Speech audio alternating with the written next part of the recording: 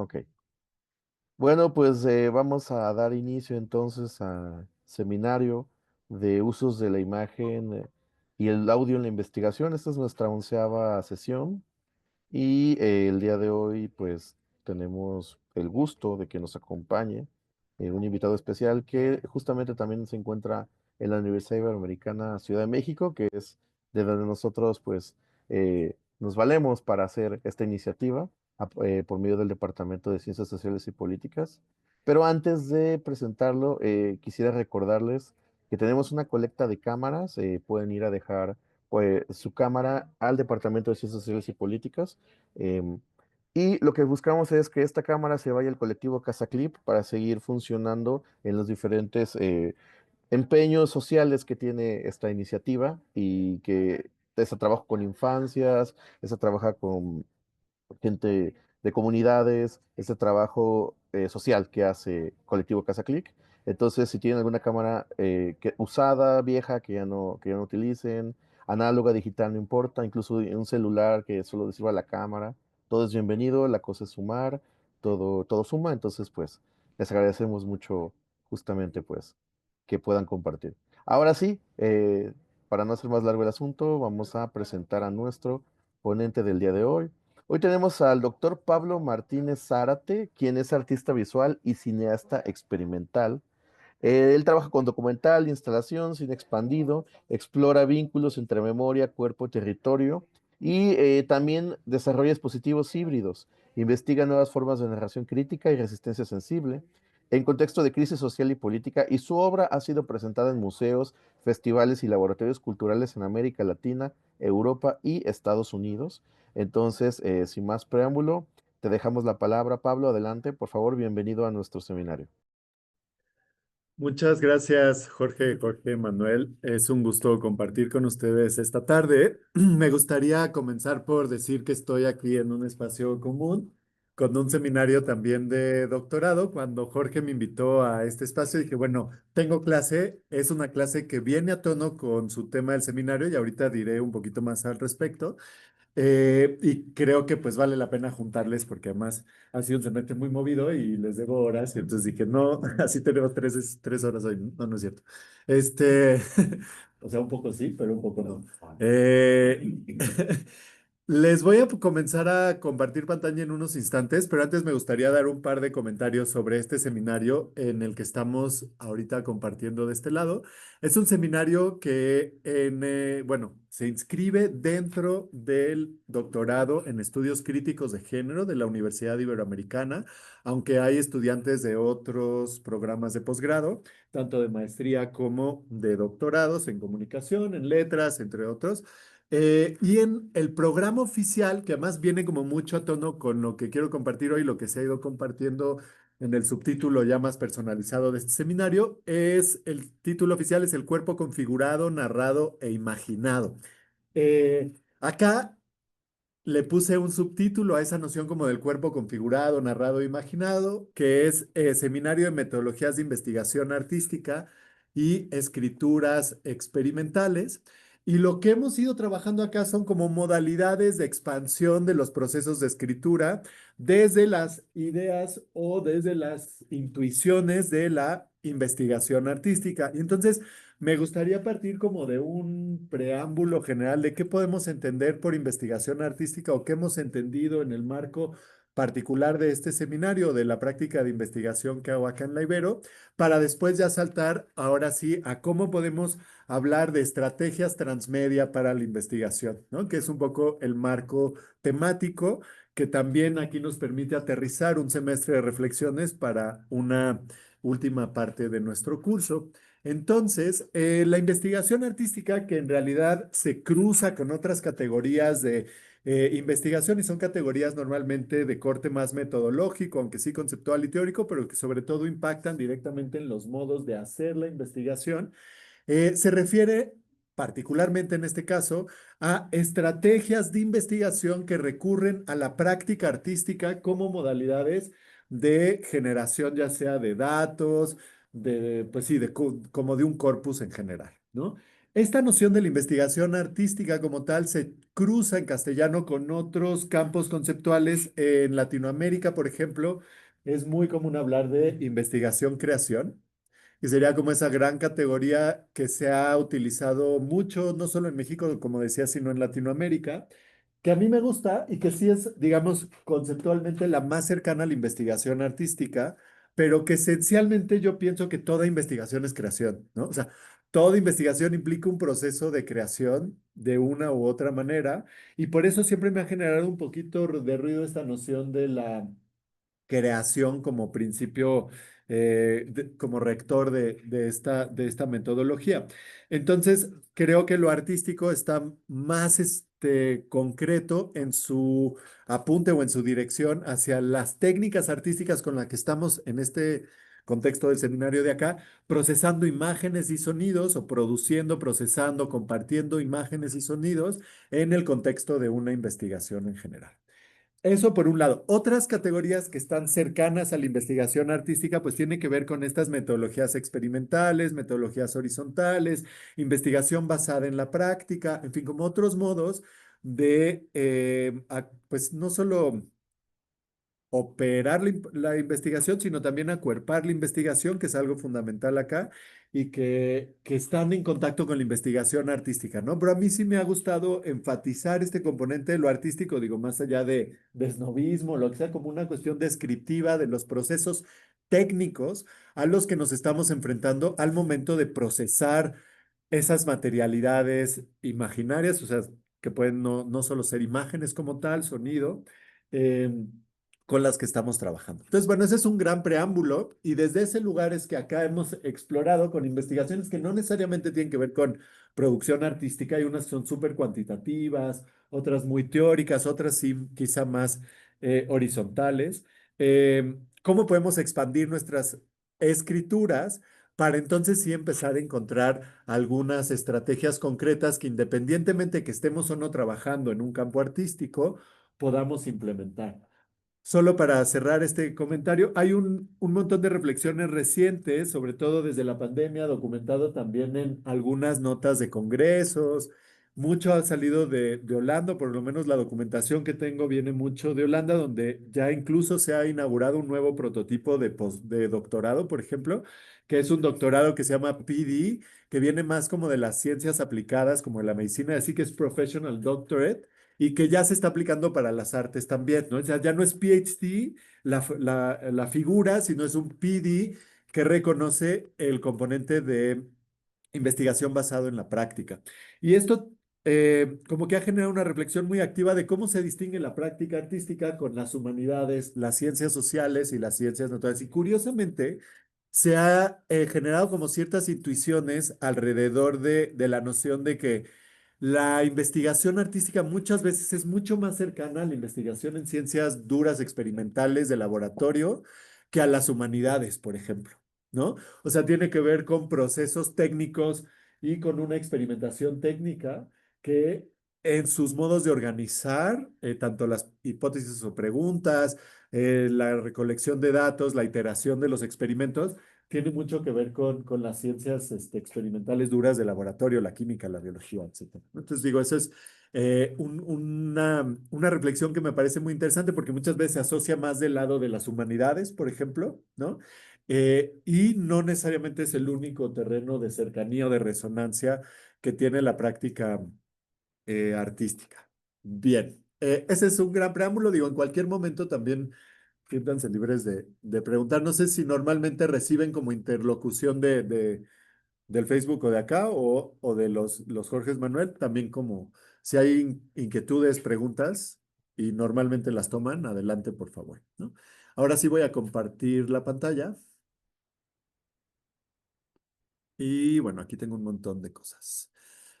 Solo les ponía como referencia esta paginita de acá. Normalmente todas mis materias están en línea y entonces no quería dejar la oportunidad de compartir con ustedes el programa del curso para que también quienes se conectan al seminario de imagen sepan este grupo que hemos ido pensando a lo largo de los últimos meses. Hemos leído cuestiones más quizá de teoría literaria, desde la escritura literaria como de Úrsula K. Le Guin, cuestiones más testimoniales críticas como Christina Sharp. Y ya pensamientos metodológicos desde la escritura, como pueden ser aquí dos referencias que quizá, digo, son familiares, pues sobre todo Cristina Rivera Garza y Los muertos indóciles, perdón, como estas otros modos de escritura comunal, particularmente de ahí venimos. Y acá vinculábamos el trabajo de Eyal Weizman y bueno, aquí Fuller en este libro, particularmente es un grupo de investigación que está vinculado con Forensic Architecture. Weizmann es el fundador. Y este libro es muy fascinante porque habla de esas implicaciones estéticas de los trabajos investigativos desde la perspectiva forense, pero en un sentido bastante amplio, ¿no? Mucho del trabajo que he hecho acá en la Universidad Iberoamericana sí se ha ido, digamos, anclando en un espacio que es el Laboratorio Iberoamericano de Documental. Realmente el Laboratorio Iberoamericano de Documental no tiene un espacio, bueno, físico, no tiene un presupuesto, no tiene un espacio en la jerarquía y en los estatutos de la universidad, pero pues sí, digamos, he ido pidiendo un montón de becas extraordinarias, de comisiones que se me hacen directamente a mí y que vinculo a tanto alumnos, exalumnos de posgrados para trabajar con nosotros en los proyectos. ¿Qué tipo de proyectos hemos hecho? Hemos hecho un montón de proyectos. Voy a empezar con un par de proyectos colaborativos y de ahí me voy a ir como a otros proyectos muy antiguos o no antiguos, sino previos. Pero esencialmente, una de las premisas de investigación dentro de, nomás voy a ponerles acá para verles más de cerca, acá, aquí están. Eh, una de las premisas de investigación, estando en un departamento de comunicación, no siendo esencialmente un espacio o un espacio exclusivamente de, igual les pongo más imágenes de documental en el sentido tradicional. En todo caso, lo documental y lo experimental acá se percibe desde un ángulo metodológico y no tanto de género, de los modos de circular, sino también de producir las imágenes. Y entonces aquí una pregunta que ha atravesado prácticamente todo lo que hemos hecho y desde la concepción de este laboratorio y su fundación es ¿qué nos da cada medio para abordar la realidad? O la premisa de que cada medio es una manera de codificar la realidad y por lo tanto como interpretarla, estructurarla, ordenarla. Es un filtro que estamos nosotros aplicando sobre una realidad y en ese sentido cuando empezamos a diseñar estrategias transmedia o estrategias que tienen distintos medios en la manera en que formulamos y acompañamos las preguntas, podemos estar ampliando esas zonas de cobertura o esas exploraciones sobre una temática. Cada medio codifica la realidad desde una perspectiva, entonces si combinamos estrategias transmedia, podemos ampliar el foco que estamos cubriendo sobre una investigación. Y entonces hemos hecho películas, hemos hecho documentales interactivos, hemos hecho cuestiones más instalativas en sitio, entre otras cosas, ¿no? Voy a comenzar con una comisión, es una comisión relativamente reciente. Este proyecto se termina en 2023 o se presenta originalmente en 2023, pero sobre todo es un proyecto que está muy vinculado con una serie de disciplinas, tanto de las ciencias sociales como de las ciencias humanas, particularmente la geografía, urbanismo y sociología aplicada a los espacios urbanos. Que se vinculan a través de un colectivo que se llama TriSpaces. TriSpaces es un colectivo que está en cuatro ciudades o que opera en cuatro ciudades, que es Hanoi, Ciudad de México, Montreal y París. Ajá. Y bueno, eso son sobre todo estudios espaciales vinculados con las ciudades, ¿no? Y a ellos les gusta trabajar con varias categorías, o sobre todo para este proyecto trabajaron con varias categorías de estudio y reúnen a más de 40 investigaciones. Hay investigaciones de doctorado, investigaciones académicas independientes o vinculadas a las facultades. En México está la, el Instituto de Geografía de la UNAM, es, digamos, la instancia que representa la parte de México. Eh, y categorías específicas que han utilizado, que son categorías de transgresión, transformación urbana, o sea, transgresión en el espacio urbano y transformación urbana. Lo que querían hacer acá era un atlas interactivo que pudiera combinar esas 40 investigaciones en un espacio en línea que se pudiera navegar de manera no lineal. Yo creo que aquí ya van a poder escuchar también los audios. Déjenme ver si puedo quitar el audio.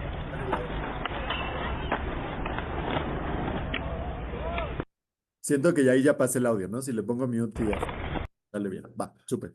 Eh, entonces aquí tenemos dos mapas de estas dos grandísimas categorías con sus subcategorías, que es la categoría de transformación y la categoría de transgresión. Este es el mapa de transformación urbana. Estamos viendo los mapas de las cuatro ciudades. Son objetos 3D donde podemos ir visitando cada uno de los casos de investigación. Por ejemplo, ahí vimos, se abrió dealers de cannabis. ¿Qué entienden ellos por transgresión? Por ejemplo, transformación.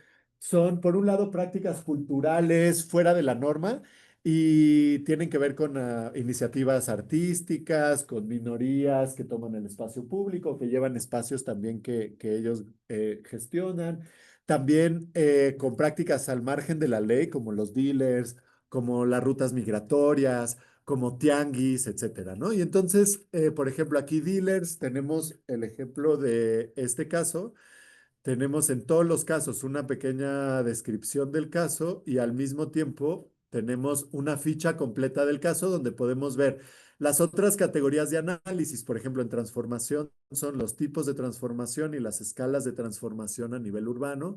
Y en el mapa de transgresión son los órdenes de transgresión, los sujetos de transgresión, las prácticas transgresoras, las coordenadas de pues del caso en el espacio urbano, ya tal cual, links a artículos, por ejemplo, ¿no? La tesis o a videos que se han publicado, hay documentales, hay tesis más tradicionales, entonces como un índice que te lleva a otros documentos que están normalmente hospedados en Internet. Pero si se fijan, pues digo, es una red súper, súper compleja de casos de investigación puestos en un espacio común. Algo que partió acá desde la investigación misma, o que algo que me gustaría subrayar como punto de partida a partir de este caso y el caso que veremos después, como que siento que mi imagen se está trabando, pero no sé si ustedes me escuchen bien eh, por allá. Sí, me escuchan bien. Te Sí, vimos sí, bien. sí, sí, sí, te vemos bien y te Sí. escuchamos bien. Increíble, porque me veo congelado acá, pero mientras ustedes me escuchen bien, acá me escuchan bien. Aquí ya me congelo, sí. No, lo que quería decir acá y que se va a conectar con el siguiente caso, que es dos de los casos más emblemáticos que hemos desarrollado dentro del Laboratorio Iberoamericano de Documental, sobre todo por este cruce transdisciplinar, en este caso con geografía y ciencias o disciplinas afines, y por otro lado, que aquí ya lo discutimos un poco, que es el trabajo forense en Argentina, Guatemala y México, es cómo el proceso artístico vinculado a estas investigaciones no está ilustrando una pregunta de investigación, ¿no? Y eso es clave para cómo hemos ido trabajando con estos equipos a lo largo de los años y cómo concebimos los procesos de investigación desde otros medios. Es decir, trabajar con la imagen. Si fuera, por ejemplo, vamos a ver otros ejemplos que trabajan así, con imagen análoga, con un soporte específico como el Super 8. ¿Qué me está dando el Super 8 a las preguntas de investigación? ¿Cómo está transformando las preguntas de investigación el medio que decido utilizar? Y cómo no nada más está como llegando a ilustrar una pregunta que ya se exploró con otros soportes, ¿no? También pensando en el sonido como una materia superplástica, ¿qué tantos modos puedo yo acercarme o de qué tantos modos me puedo acercar al sonido para también empezar a abrir esas formas de codificar la realidad y por lo tanto de interpretarla, de comunicarla, de entenderla, ¿no? O sea, el conocimiento que se produce de la investigación, dicho de otra manera, depende también de los medios con los que trabajamos, no solamente de la palabra escrita o de, incluso cuando tenemos una tesis o un paper en el sentido más tradicional del paper publicado en texto, ¿no? O sea, hay como muchas cosas que pueden transformar nuestros momentos de escritura y eso es algo que a mí me ha interesado mucho. Y entonces en este caso particular, por ejemplo, pueden notar que todo tiene cierta textura textil. O sea, todo tiene un carácter textil y eso significa que todo lo que ven en el sitio web existe físicamente. Hicimos unos mapas de las ciudades, o sea, hicimos cuatro telas que existen físicamente, que tienen las siluetas de las ciudades. Toda la tipografía se bordó y después se digitalizó. todos los pinceles de Photoshop, todos los iconos, o sea, cada uno de estos existe en una tela y después se pasó al espacio digital como un gesto material por un lado, pero también un gesto político, en este caso, modos de hacer ciudades desde prácticas del tejido que están muy vinculadas a la resistencia, por supuesto a la resistencia feminista, pero también digamos a la resistencia de voces invisibles, de voces transgresoras, entonces como que hacía mucho sentido con el mismo tema que estábamos nosotros trabajando acá. ¿Qué? Perdón. Eh, y bueno, aquí tenemos estas escalas que se van presentando. Este es el mapa de transgresión, digo, de transformación. Mapa de transgresión ya no es por las cuatro ciudades, sino es por esto que les decía de los... Sí, se cortó el audio. Perdón, Pablo, te dejamos de escuchar. No me puse mute, ¿verdad? Déjenme ver si me Ahí, puse ahí mute. No. regresó. Ahí me siguen escuchando. Ahí sí me escuchan, ¿verdad? Sí, ahí sí. Va. Es que no sé si en este salón está irregular la conexión, pero si en cualquier momento me trabo, ahí me dicen y buscamos solución. Puedo cambiarme de red incluso. Este, decía que bueno, igual estos pequeños iconos están ahí generados y más o menos vamos al mismo espacio de la... Aquí tenemos otro, por ejemplo, sujetos transgresores, prácticas de transgresión, órdenes de transgresión. Y de nuevo podemos entrar a la ficha, ¿no? A mí me gustaba este ejemplo porque por un lado es una condensación de investigaciones que ya existen, que tienen salidas diversas, salidas en textos, salidas en artículos, salidas en tesis, salidas en documentales, pero que encuentran un espacio común de también comparación, no solo de circulación, ¿no? Por otro lado, me interesaba mucho esta gran complejidad de realidad del medio que elegimos.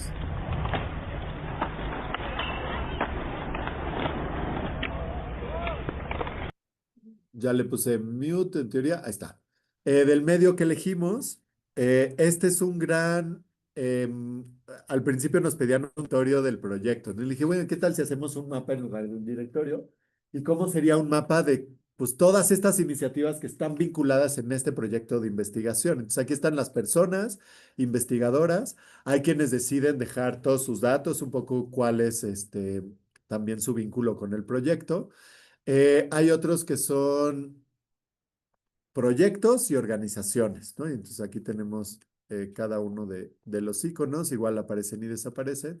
Están vinculados a los territorios, están vinculados a espacios digitales o a otros espacios geográficos también, que no necesariamente son esos cuatro países.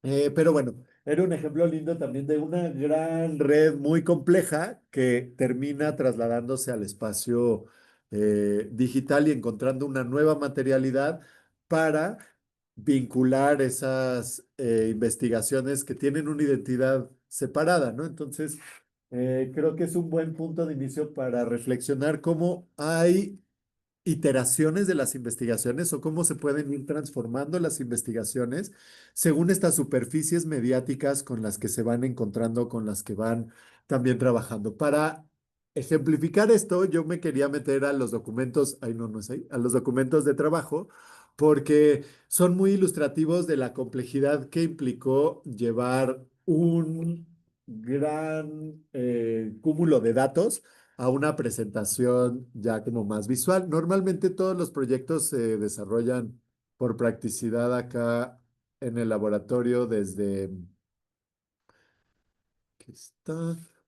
Desde Drive, entonces son espacios de trabajo compartidos, tanto con, en este caso, el equipo de las cuatro ciudades como el equipo de laboratorio.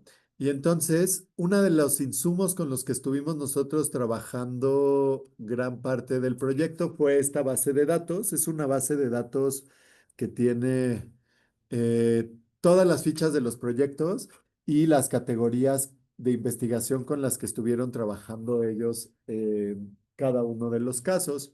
Eh, Fue de verdad una onda súper exhaustiva. Voy a ir abriendo el otro para que no se tarde. Eh, Exhaustiva de encontrar esa materialización muy concreta y que en estos dos primeros proyectos que les voy a mostrar, como que queda muy claramente representada la necesidad como de esos pasos de borrador, de los prototipos, de los acercamientos como más sucios en nuestros procesos para poder llegar a las soluciones finales. Entonces, esto es la matriz de información con la que estuvimos nosotros trabajando. Aquí tenemos el caso, un poco el tipo de manifestación en el espacio, porque este es el mapa de transformación espacial, la geolocalización, la ciudad en la que está localizado ese caso, las áreas que son las escalas de transformación que tienen, el tiempo de la transformación, cuánto toma para visibilizarse esa transformación en la ciudad, los tipos de transformación que están generando esos casos dentro de las ciudades. Por ejemplo, en México, en la Ciudad de México está el Tianguis del Chopo, está la red de sexoservicio en la colonia Roma, sobre todo particularmente eran sexoservidores masculinos en la zona rosa. Está la ruta migrante que pasa por el norte de la ciudad. Está el Tianguis del Salado también, entre otras cosas, ¿no? Pero bueno, este es el mapa de transformación con sus descripciones de las transformaciones que veíamos en las fichas. Este es el mapa de transgresión de sujetos y de órdenes transgredidos. Y después las fichas de resúmenes del caso.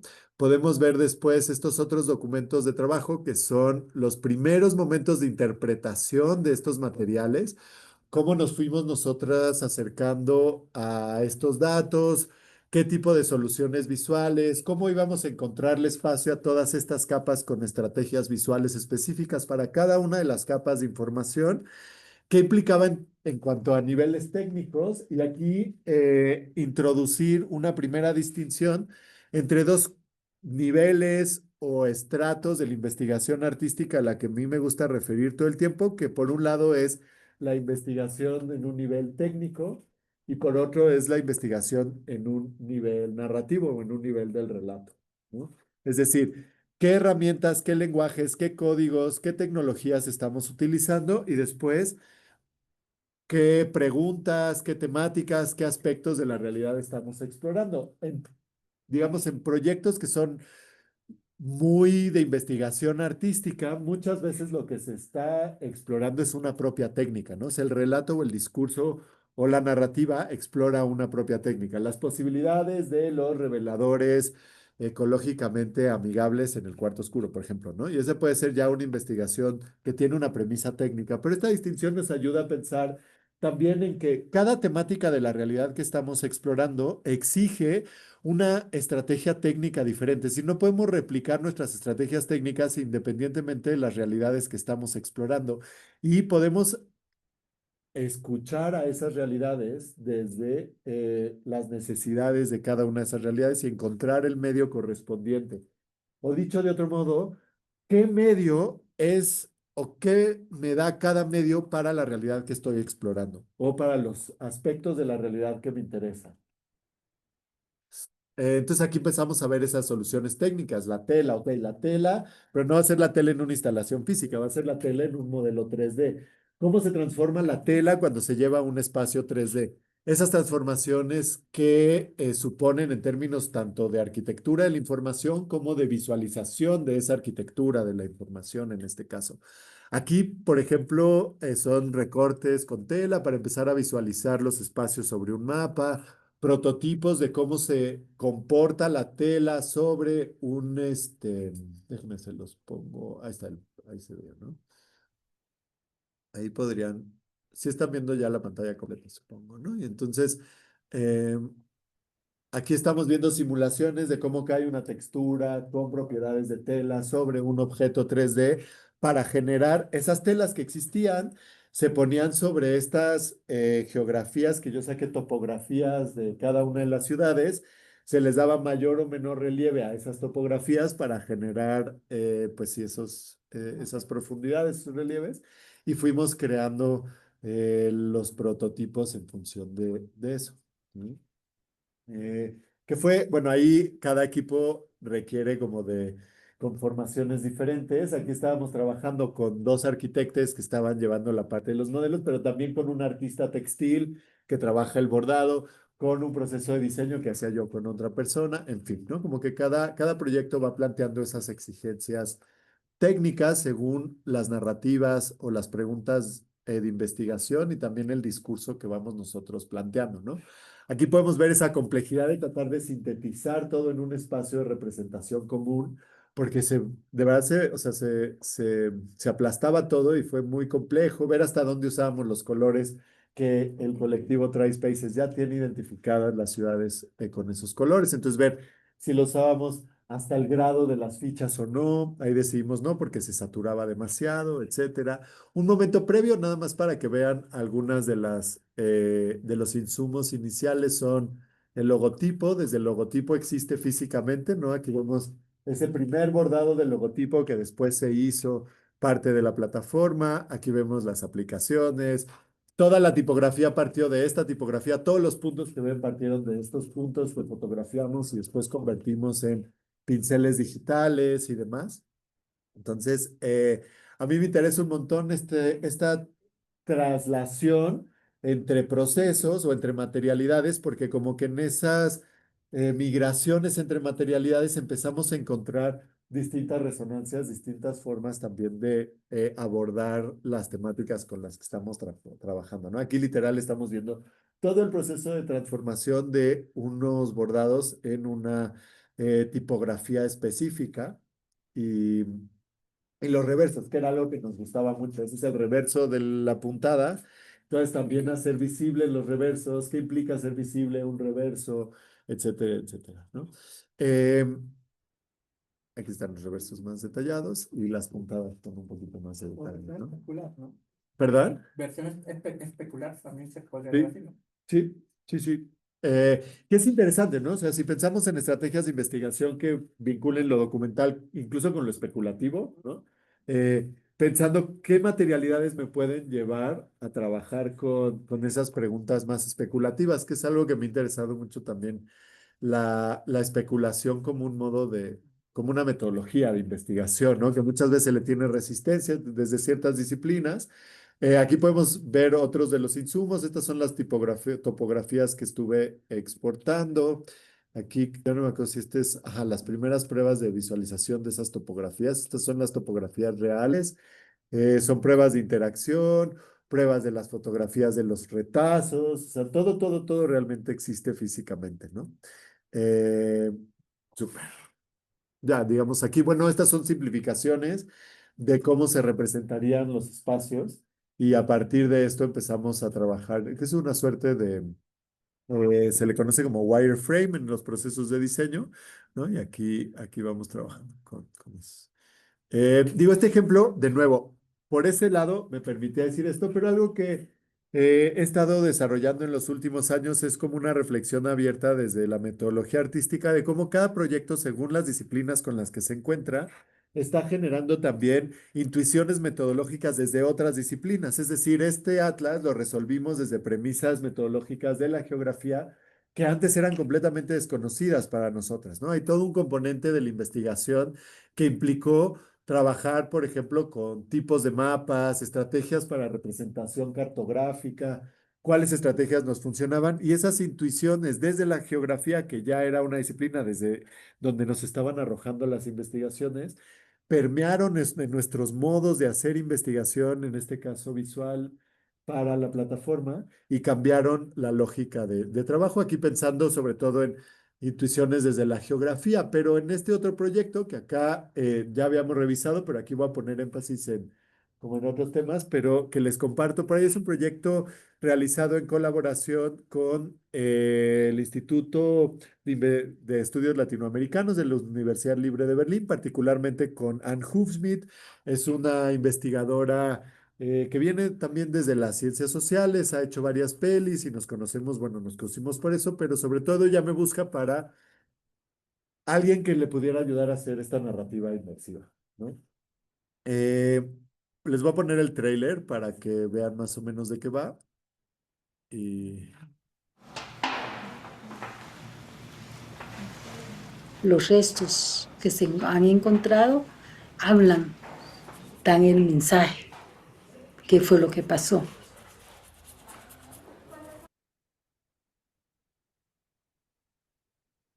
trabó, sí, ¿verdad?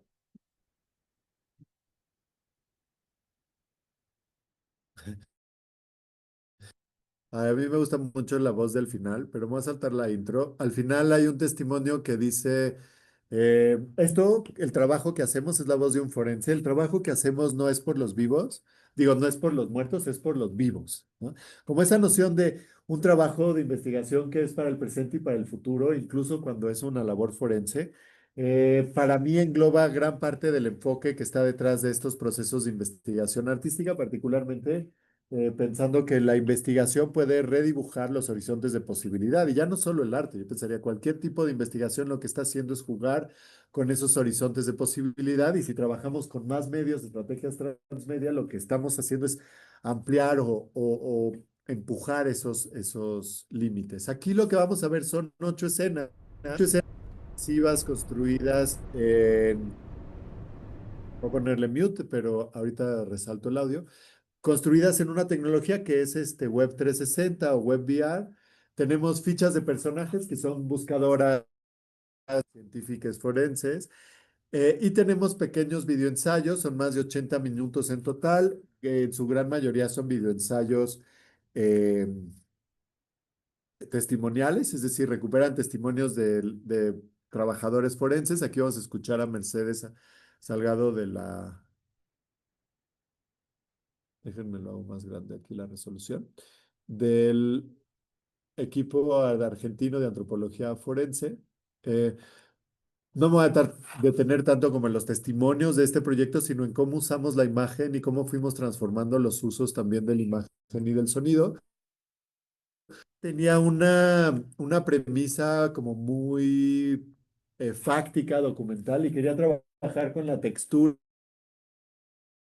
enseñar a ella le generaba mucho ruido de, sobre todo, introducir otros elementos que nos permitieran construir paisajes imaginarios y sobre todo, y estuvo filmando como en 3 periodos históricos, en 3 contextos políticos muy diferentes, que fue 2013 en Argentina, 2018 en Guatemala y 2018 también, no, 2016 en Guatemala, 2018 en México.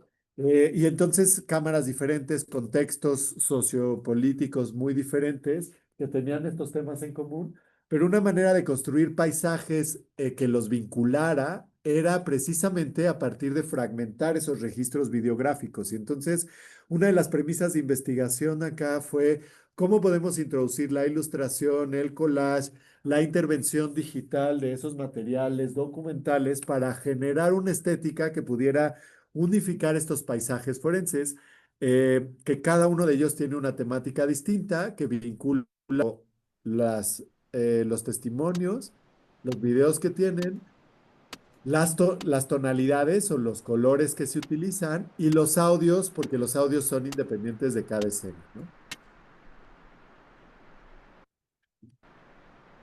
Cada vez que vemos uno de estos videos, vamos a ver que cambia el color del GIF. Y aquí podemos intuir cómo esa premisa de lo forense empezó a permear el uso de la imagen, del sonido y de la narrativa misma. Es decir, empezamos a hacer del documental un mismo.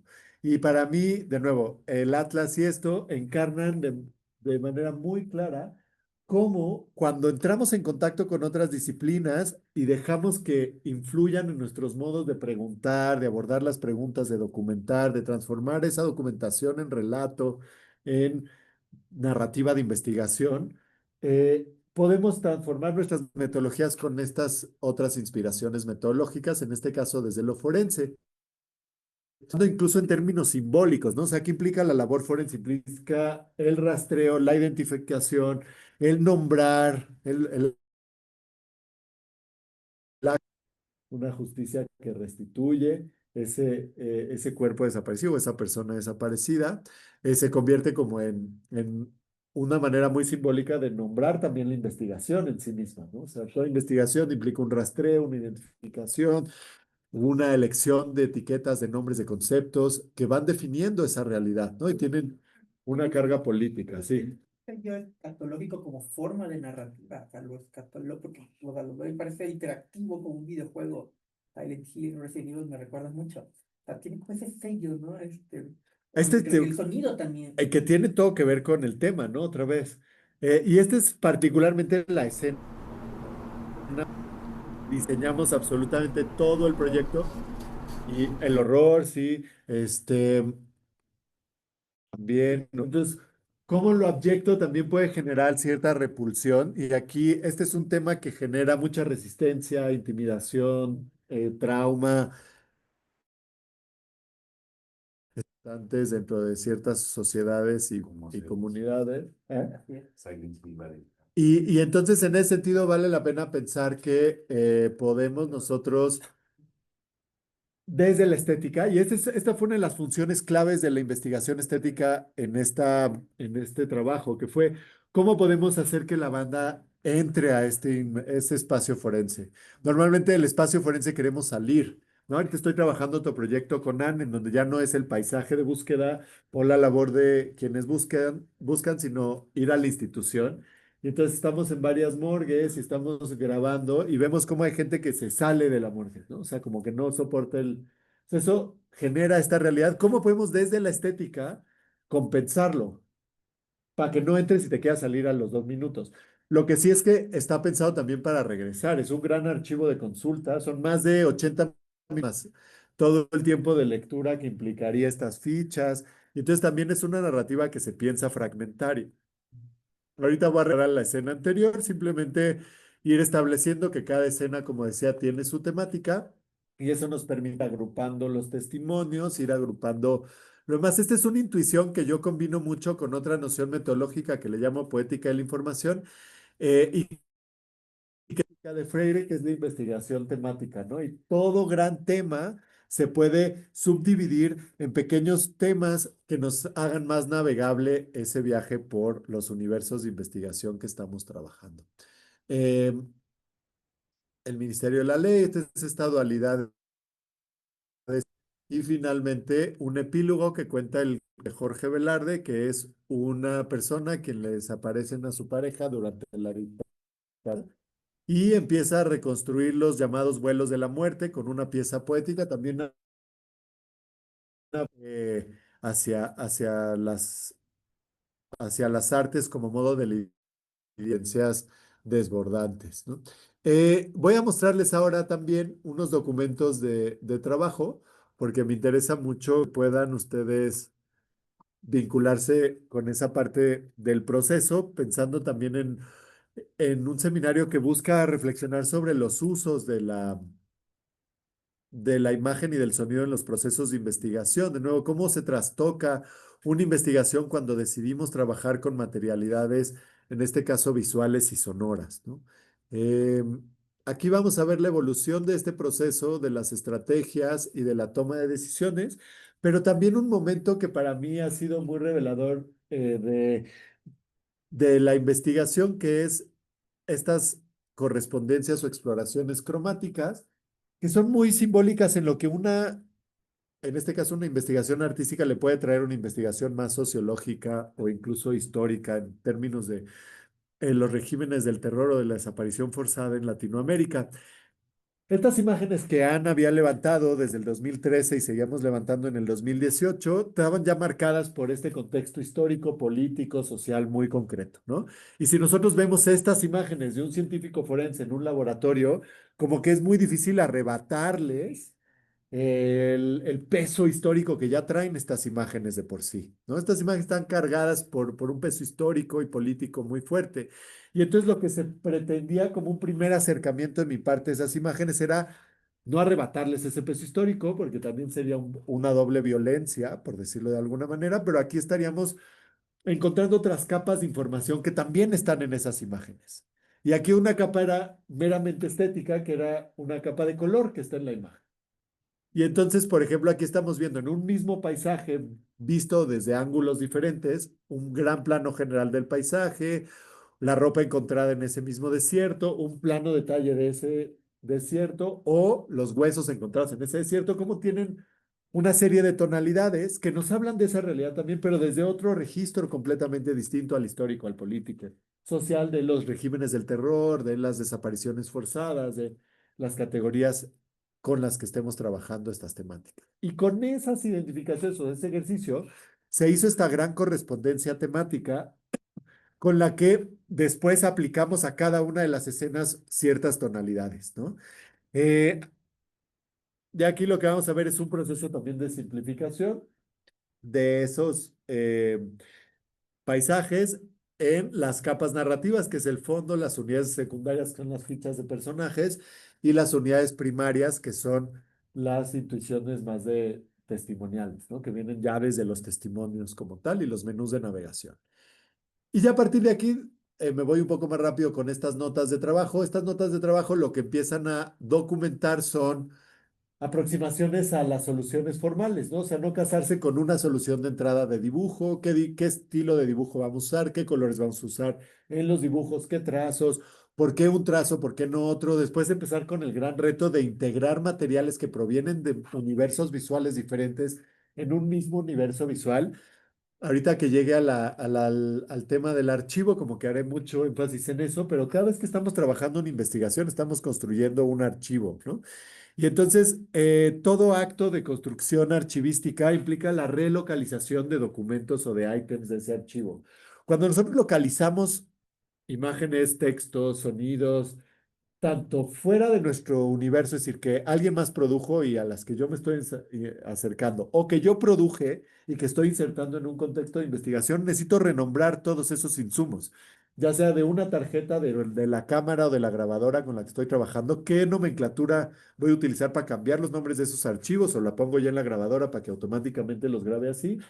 Y los que me apropio de otros archivos, también cómo se relocalizan, qué categorías utilizo, qué arquitecturas, etcétera.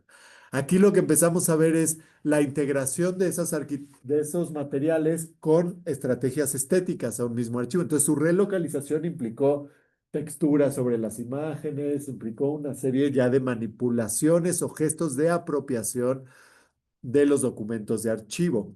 Y otro momento que era más con la tecnología misma, ¿no? Entonces, por un lado, la superficie de la imagen, las maneras en que se resuelve esa textura de la imagen y del sonido, porque esto también está en la búsqueda sonora, las fuentes sonoras, por qué esas fuentes sonoras, por qué otras.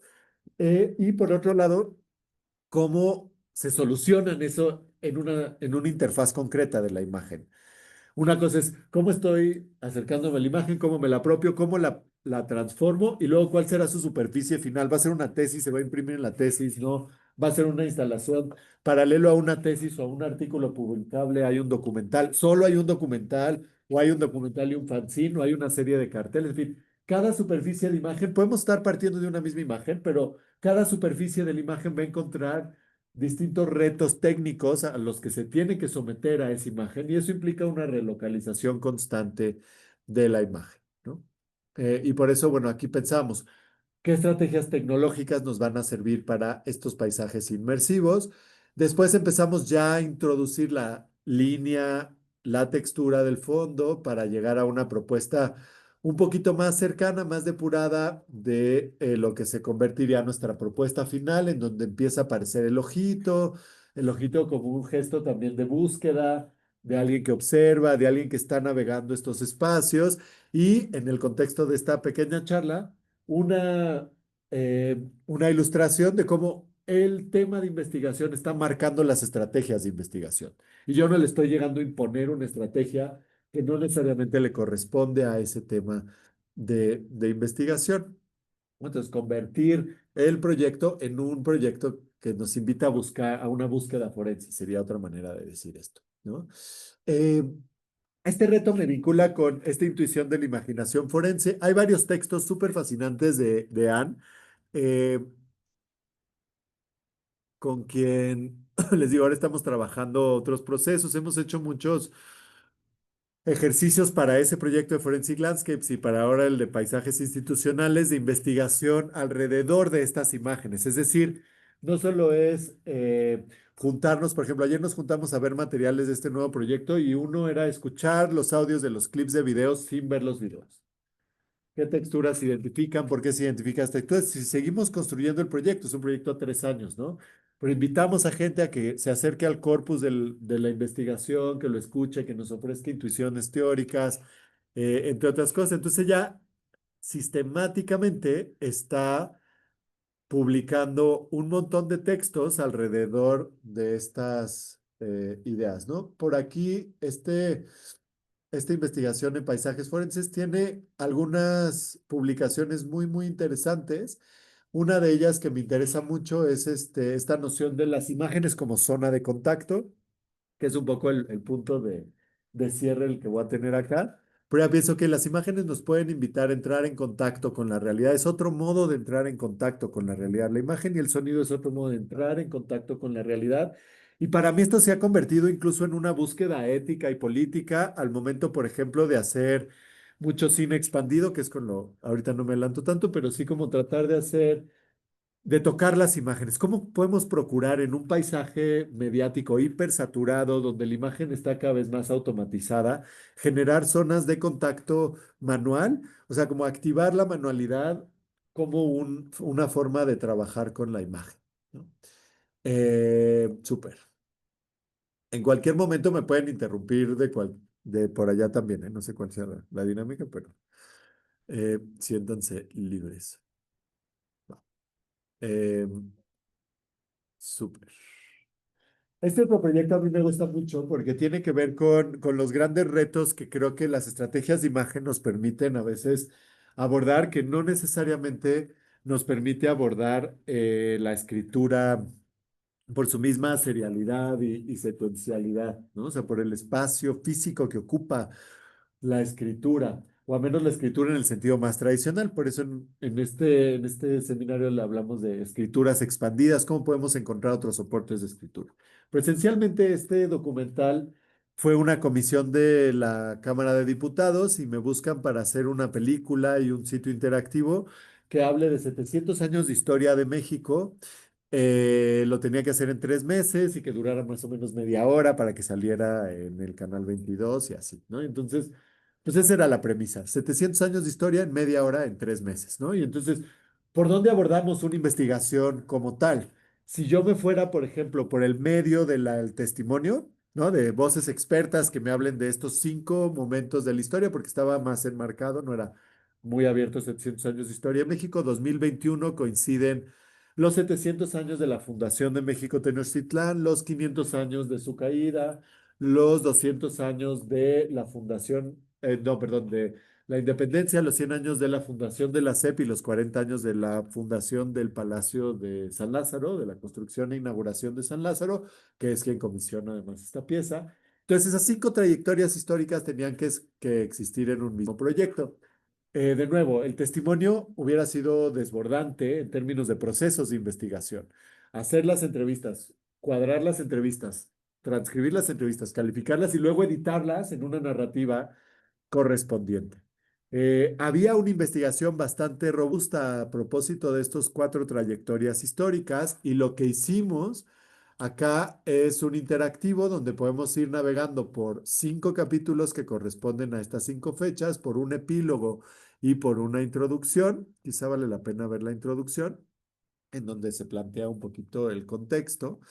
Y lo que se logró ahí fue, pues, o bueno, la intuición que tuve metodológica es, esos 700 años de historia ya están en la Ciudad de México, ¿no? Están en edificios, están en pinturas, están en documentos históricos.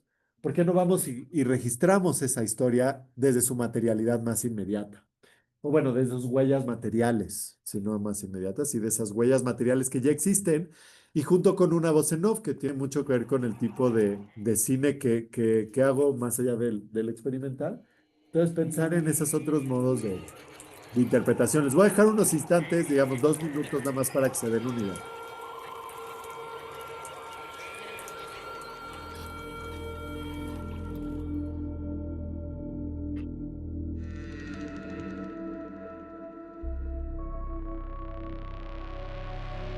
Hay muchas formas de interpretar la historia.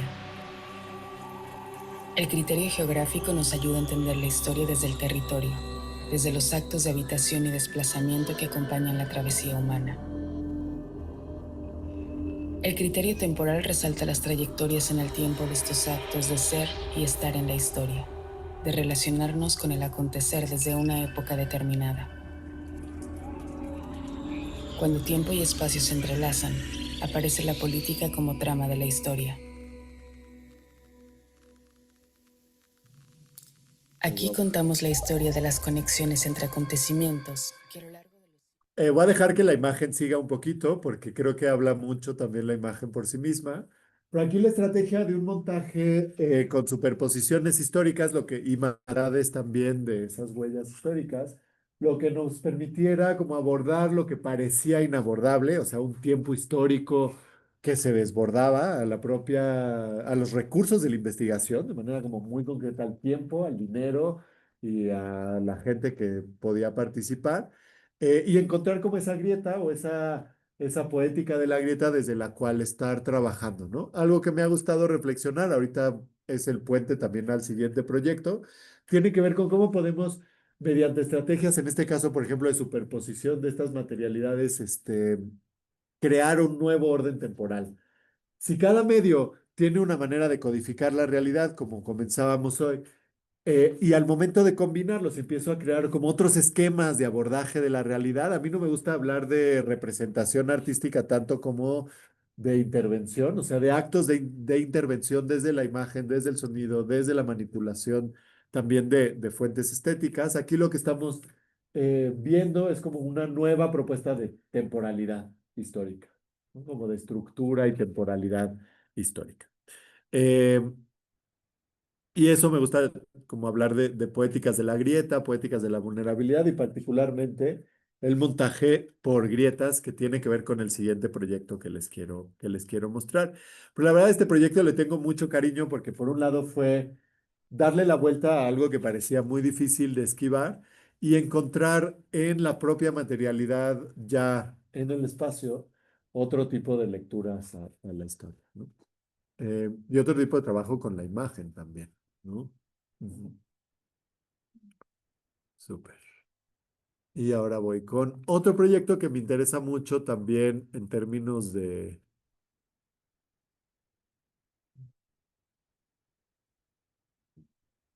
¿Eh? Película. ¿Tú sí la viste? Claro. ¿La viste? En la UAM. Ah, claro, sí, fueron en la UAM. Bueno, esta peli la traigo porque es una peli que parte de un proyecto de investigación extraordinario por las convocatorias extraordinarias acá de la Ibero. Es un proyecto que se llama, bueno, el proyecto se llama La memoria se filtró por una grieta, pero surge a partir de Es hora de usar la cabeza, que era una convocatoria de el sismo del 2017. Es un proyecto que se empieza en 2018, se termina una primera etapa en 2019 y en realidad la película como tal se estrena hasta ya mucho después, ¿no? En este caso, lo que les quiero mostrar es una parte de esa peli, quizá dos secuencias que hablan precisamente del montaje entre grietas y por otro lado como de las premisas de la grieta. Entonces, voy a abrir acá el... De nuevo, si fijan todo, tenemos los documentos de trabajo en el Drive y sobre eso ya vamos navegando. ¿Qué? Ah, pagar el Drive, sí. Para la Ibero. No, voy a ponerle pantalla completa y me voy a ir al punto donde está lo que les quiero mostrar. Mm, ¿Perdón? El Iberobús Luce.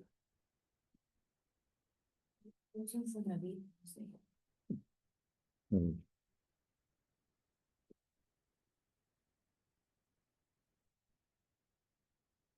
Galos el año que fuimos imperio.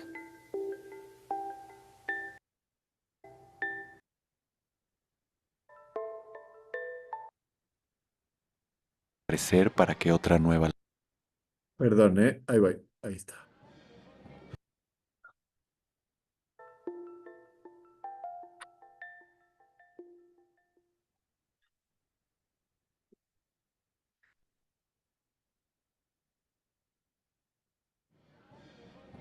La yuxtaposición, la repetición de imágenes, afirma el alemán Harun Farocki, puede evocar el vértigo de lo infinito. En un filme, una imagen suele desaparecer para que otra nueva la reemplace. En cambio, cuando se usan dos o más canales, una no anula a la otra. Ambas habitan en coexistencia. A esa técnica Farocki la bautizó montaje blando. Nosotros preferimos llamarla montaje por grietas. El Niñopa es probablemente el único dios venerado en México que no tiene iglesia ni domicilio fijo. Cada año, las familias del barrio de Xaltocan se turnan la responsabilidad de cuidar al niño Dios. Para alcanzar el privilegio de la mayordomía hay que esperar más de una década. La casa del mayordomo se convierte durante todo un año en el templo donde se atiende a sus devotos. Cada semana, el ídolo sale a la calle acompañado por música y baile, pero la verdadera fiesta está reservada para el 2 de febrero. Ese día, desde muy temprano, se recibe a la comunidad para despedir su hogar temporal y se acompaña al niño en procesión hasta la iglesia de San Bernardino. Ahí se repite el ciclo. El niño Dios cambia de casa de acuerdo con el calendario anual. Según Alfredo López Austin, los antiguos pobladores de este valle, más que en dioses monolíticos, creían en seres de transformación, fracciones de fuerzas naturales reproduciéndose entre sí. Por eso Tlaloc era representado como señor calendárico bajo el número 8, como monte, como señor de la noche, como protector del día 20, como meteoro, e incluso desdoblado en las 5 manifestaciones de la lluvia. En el panteón mesoamericano, el advenimiento del niño Huitzilopochtli se materializa mediante la pisada de un recién nacido en la masa del maíz. El catecismo franciscano presentó entonces al niño Jesús como un bulto en brazos de otros santos. A esa fusión entre iconología sacra y creencias prehispánicas, los historiadores la llaman sincretismo. Farocki quizás la habría llamado montaje blando. Nosotros las llamamos grietas. La figura original del Niñopa fue fabricada con madera de naranjo en el siglo XVI, que el cacique Martín Cerón heredó luego a su descendencia. Hoy, esa figura se reproduce por millares dentro y fuera de Xochimilco, como parte del culto al Niño Dios. Contra lo que pudiera alegar Walter Benjamin, su aura no está en riesgo. Al contrario, cada generación se renueva su misticismo gracias a su potencial de venta.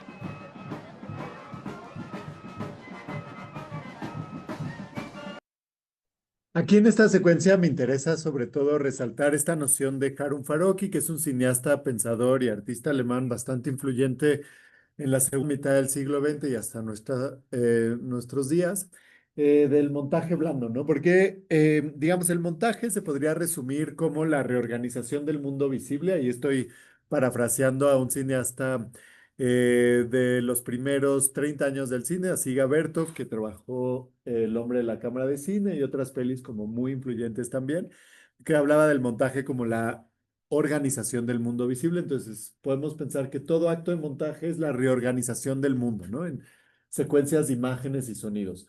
Una tesis podría entenderse desde una óptica del montaje en estos términos, ¿no? O sea, estamos tomando pedazos del mundo y lo estamos reacomodando en otra secuencia de significado. Estamos creando como otro sentido a partir de esa reorganización o estas cadenas que vamos nosotros armando. Particularmente el montaje blando en el cine, dice Harun Farocki, supone como una suerte de grieta o una protogrieta, en tanto no hay una imagen que desplace a otra imagen, un espacio visual que sea tomado u ocupado por una imagen que deja atrás a otra imagen, ¿no? Aquí hay una coexistencia de espacios de referencia que empiezan a abrir posibilidades para relacionarnos tanto a esas imágenes que estamos viendo independientemente una o dos, o cuatro, aquí veíamos dos, ¿no? Pero también a, digamos, todo lo que no está en esas imágenes, pero que esas imágenes sugieren, ¿no? Y que ahí ya se hace muy visible con otras técnicas como podría ser la superposición y así. Partiendo de esa noción del montaje blando como un montaje o un montaje suave, un montaje como menos rígido, lo que proponemos es un montaje por grietas, más como un dispositivo también poético de este cine ensayo, eh, que nos permita pensar el montaje no como algo que va sellando grietas, sino que va abriendo grietas. Es decir, que no va disfrazando, sino que va quitando disfraces o va revelando. cuestiones de la Hay realidad. un deslizamiento en el montaje, ¿no? Total. Una porosidad parecida. Tiene porosidad, tiene deslizamiento, tiene como filtración también, se escapan siempre cosas o se filtran cosas nuevas que no habíamos también anticipado. Es reconocer que todo universo de investigación, considerando desde la imagen, también incluye como esa mirada que lo complementa. Sí, la palabra es la mitad de quien la dice, la mitad de quien la escucha, ¿no? Decía Montaigne. Entonces siempre va a haber una finalización de la obra en la imaginación de quien se enfrenta a ella, o de la imagen, o del discurso, de la narrativa, o de la investigación, como sea que queramos nombrar estos ejercicios, ¿no? Y entonces, bueno, esa secuencia habla mucho, mucho de eso. Y por otro lado, como de la no linealidad que tienen estos procesos, aquí no me voy a quedar con todo. Simplemente voy a dejar, digo, es un spoiler, pero en este cine el spoiler no opera. Sí. No es como que se caiga una expectativa, no hay una expectativa que se vaya construyendo hacia allá. Les voy a poner la secuencia final porque habla mucho de la estructura del guionismo, por un lado, detrás de esta película, pero también como caleidoscopio, como collage, como ruta fragmentaria, que es algo que me interesa mucho. Dicen que la memoria es un conjunto Ay, perdón. de citas, pero no las palabras exactas de tal o cual texto, sino los fragmentos incompletos de un discurso que solo en nuestra imaginación cobra sentido. El hombre es la medida de todas las cosas, afirmaban los griegos. El hombre, nunca el lago o la laguna. En el sur del estado de Guerrero se extiende la playa más emblemática del país. La bahía de Acapulco fue el destino favorito de toda la clase acomodada del siglo pasado. Por aquí pasó Salvador Novo y Sinatra, el Tarzán Weissmuller, María Félix y Diego Rivera. Por aquí pasaste tú. Salvador Novo, antes de ser el cronista más importante de su generación, intentó dedicarse a la poesía. Los nopales sacan la lengua, los maizales nos saludan con sus mangas rotas. En la noche nos vengaremos, echando por tierra todos esos bosques. Dicen que en Cancún, el Acapulco del nuevo milenio, hay otro Xochimilco que se escribe con 2X y se pronuncia sh. En un sitio web para viajeros, un connacional reseñó así la experiencia. Te hace sentir orgulloso de ser mexicano. Una gringa anónima parece discrepar. La comida estaba fría y rancia. Otra gringa muy mexicana, Anita Brenner, amiga de Diego y Frida, nos dejó sobre Francisco Goitia, el pintor profeta que murió en Xochimilco, este testimonio. Goitia pintaba cuadros trágicos porque, según me confesó una vez, México es una tierra de dolor. Fernando Benítez imaginó así el Valle de México durante el fatídico 13 de agosto de 1521. Aún prevalecían intocados los colores de las montañas. Los cipreses de Xochimilco disputaban el reinado del valle con los ahuejotes.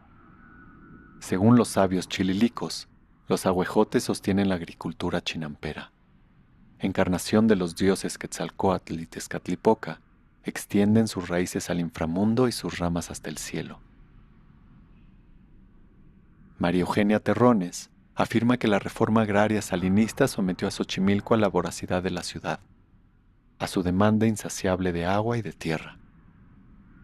Carlos Salinas, que siempre vio al país como una oportunidad de negocio, quizás imaginó a Xochimilco como una chinampa inmobiliaria. José Emilio Pacheco, después del sismo de 1985, inventó aquella metáfora del lago sepultado en su féretro de piedra. Pero inventó más. La tierra gira sostenida en el fuego, un infierno sólido que de repente se convierte en un abismo. Ese mismo año, Octavio Paz sentenció: este país no tiene historia, solo martirologio. Pero Anthony Tong, un especialista de la historia arquitectónica de las ciudades, no parece estar de acuerdo. La justicia social Pablo, está disculpa, siempre al proceso de conservación. tienes tu micrófono cerrado. Pregunta. Sí, Ahí, gracias. Le ahí. bajé y empecé a hablar. Gracias. Este, La lamentación pasajera decía que, de sí, darnos quiero cuenta resaltar, le bajaba la voz de la para sociedad poder resaltar que algunas cuestiones básicas de este ejemplo que me gustaba situar en este contexto de la charla, ¿no? Por un lado, esta idea de que no hay una sola unidad narrativa en el relato de esta película y que la estructura capitular de la película se organiza por grietas e intergrietas. Entonces hay como varias jerarquías organizando la estructura, por un lado, y esas jerarquías no son totalizantes, ¿no? O sea, tampoco están seriadas, no tienen una continuidad. Y entonces implica como otros modos de articular estos procesos de investigación. Y algo que me interesa mucho establecer de este proyecto es que es un proyecto que se presenta como a una convocatoria de investigación, se entregan resultados en los lapsos de un año que se pide ese resultado, que fue un taller con la comunidad, fueron un interactivo, fue una versión de la película que no se había estrenado todavía y que después terminamos haciendo esta película 2 años o 3 años después y estrenándola ya en Ambulante y en DocsMX y en otros festivales, pero solo porque tenía que extenderse esa investigación. Y eso es algo que siempre sucede cuando ya pensamos en salidas alternativas que no son solamente una escritura que depende de una persona, ¿no?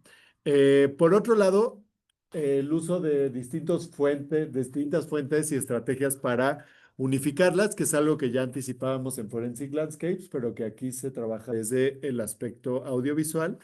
Y por otro lado, justificar al interior de una institución distintas modalidades de investigación en función como de un protocolo de investigación que las unifique también. Es decir, no solo las estrategias estéticas aquí están unificando el uso de estos medios, sino que hay preguntas que nos permiten abordar cómo podemos trabajar con la memoria de Xochimilco a partir del temblor del 2017, desde un taller comunitario y carteles que se pegan en el barrio, desde un interactivo, que también se hizo un documental interactivo, o desde una película, ¿no? Y qué nos ofrece cada uno y documentar cómo cada una de esas salidas tiene un contacto distinto con la comunidad específicamente, ¿no?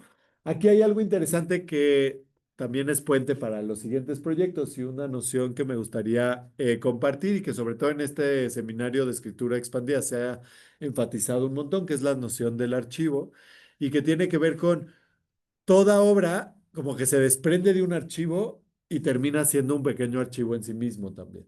Y podemos ir definiendo esas reglas de acceso, uso y relación con nuestros propios universos documentales. ¿Cuáles son las reglas que definimos tienen estos universos documentales, ¿no? O sea, cómo la gente puede acercarse, qué puertas abren, qué puertas cierran, qué puertas abren y cierran nuestras investigaciones según los medios que decidimos utilizar para abordar nuestras investigaciones, esencialmente, ¿no? Eh, y entonces ahí voy a ir a otro material de archivo. Este es otro proyecto interactivo. Perdón, Pablo. Sí, ¿Te, claro. te parece bien si podemos en que 6:30 parar un poco Sí, para claro. ver si tenemos comentarios y no, sigue lo que ibas Sí, total. a Sí, presentar y si quieres en unos 10 minutitos, ocho va, treinta y dos le buenísimo. paramos por si tenemos comentarios y eso, Y como dar atender unos eso, minutos sí, más. claro, súper. Vale. Sí, en realidad, ajá, como que voy transicionando ya a ese punto de cierre, que el archivo nos ayuda como a ir aglutinando críticamente los trabajos de investigación, no solo aislados, sino en un corpus, en una carrera, en una visión, ¿no? En un contexto institucional. Y entonces podemos estar pensando cómo se insertan dentro de ciertos contextos institucionales nuestras narrativas de investigación, particularmente esta que trabajaba con, aquí son prácticas artísticas en Cuba, de nuevo organizado desde una lógica temática, censura, formación, contexto y mercado. Trabajamos con un archivo temático de las entrevistas, también hay una película, hay una exposición que se puede ver desde acá.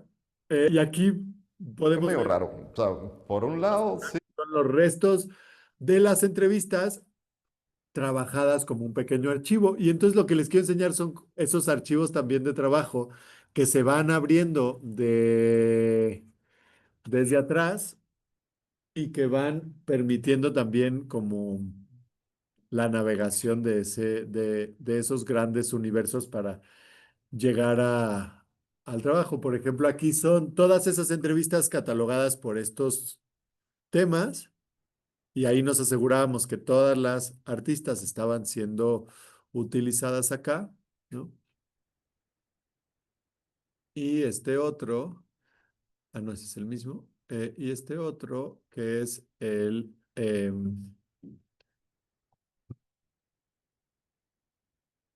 de los testimonios, todavía, no creo que aquí.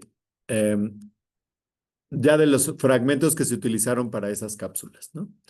Tienen ya las tonalidades, tienen como esos pequeños fragmentos y son un acercamiento a ese trabajo de organización detrás de los grandes archivos, que la gran mayoría de las veces no queda en la imagen, pero que de algún modo son índices de imagen que nutren la investigación. La investigación con imagen siempre se está alimentando como de estos documentos de calificación, de estructuración, de relación, de recatalogación, con los que vamos nosotros trabajando, ¿no?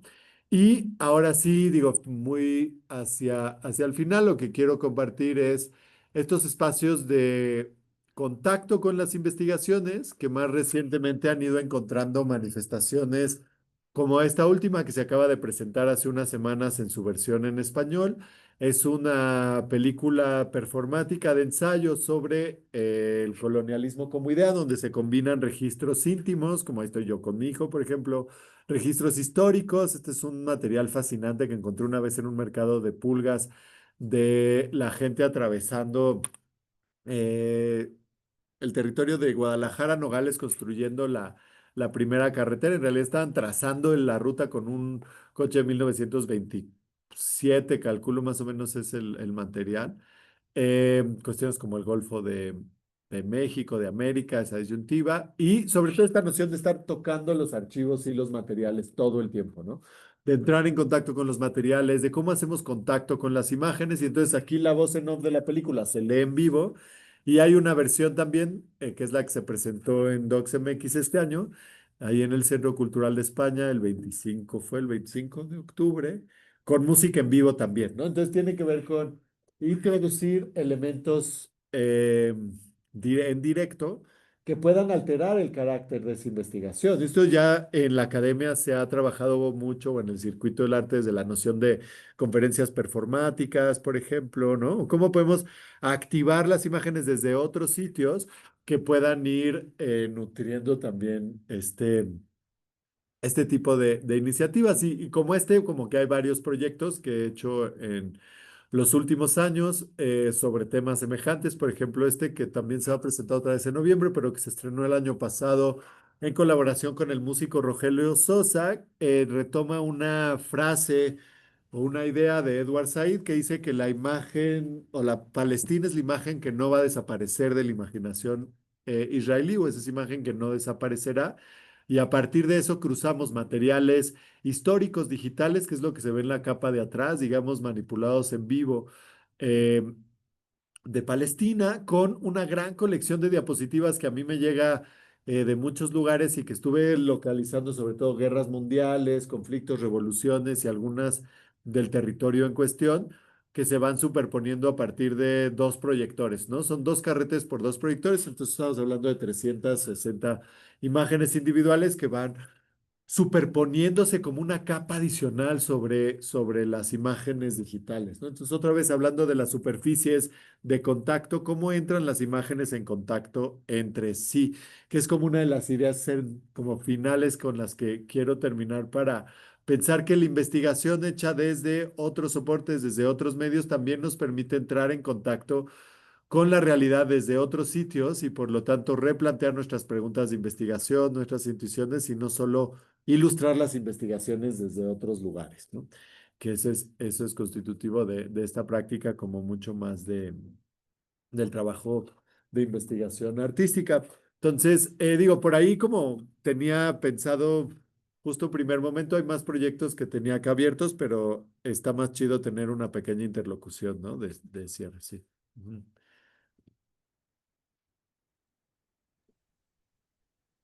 Güey, muchísimas gracias, Pablo. Un montón de información y de cosas Te agradecemos bastante. Jorge, no sé si quieras empezar tú con comentarios. ¿Tienes algo ahí que quisieras empezarle? Pues una, primero agradecer que nos compartas este trabajo tan innovador, ¿no? En realidad yo no había visto algo como similar a lo que nos presentas, a toda esta gran variable de proyectos que nos estás presentando, porque al final de cuentas creo que en cada uno hay un uso de la imagen y del audio muy diferente al otro. Aunque pareciera que existe toda una línea como conductual o una influencia de tu trabajo como realizador, en todo esto que nos acabas de presentar, siempre hay algo que lo hace diferente. Y creo Mm, que esto es algo que nos deja mucho a quienes estamos aquí y a quienes van a ver posteriormente este proyecto, este video, ¿no? Para tomar en cuenta las cosas cuando usamos imagen, cuando usamos eh, ya sea video, fotografía o incluso texto, ¿no? Cómo jugar con esta narrativa, cómo conjugar estos elementos que puedan ser atractivos para quienes no lo son, ¿no? En nuestro caso, por ejemplo, muchas de las cosas que hacemos los antropólogos, solo las leemos los antropólogos, si bien nos va, ¿no? Es muy difícil que los antropólogos o que quien hace como ciencias sociales sea como visto por muchas otras disciplinas fuera de las ciencias sociales. Entonces, estos proyectos que nos compartes, creo que es como un motivante para de visual dentro de nuestro nicho de las estoy perdiendo un poquito al final. Sí, se está sociales, cortando, Jorge. para poder hacer toda una colaboración y video. Bueno, les decía, a ver si ahí me escuchan mejor. Les decía Ah, que nos invita mucho a poder colaborar con gente que no necesariamente es, viene de las ciencias sociales, en nuestro caso como antropólogos, ¿no?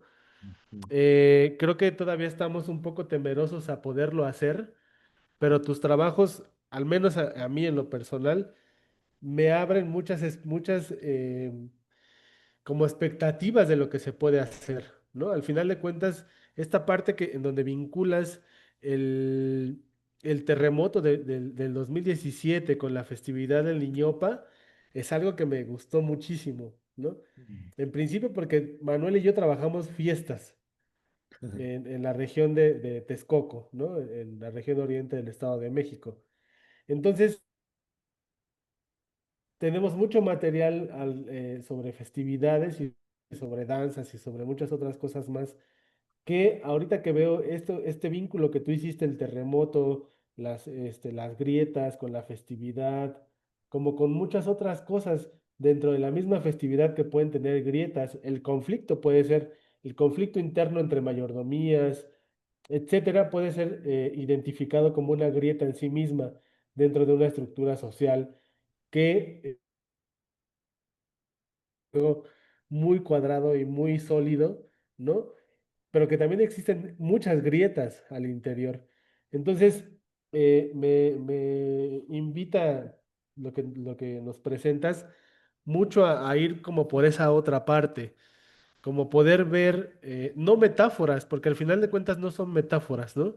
Simplemente es como conectar otras interpretaciones de las realidades sociales a las que nos enfrentamos todos, el día a día, ¿no? Entonces, ese es como mi primer comentario y agradeciendo tu presentación de estos proyectos como tan innovadores. Y la otra es que cómo se transforma la imagen o cómo haces de una imagen, cómo haces de los bordados un mapa interactivo, ¿no?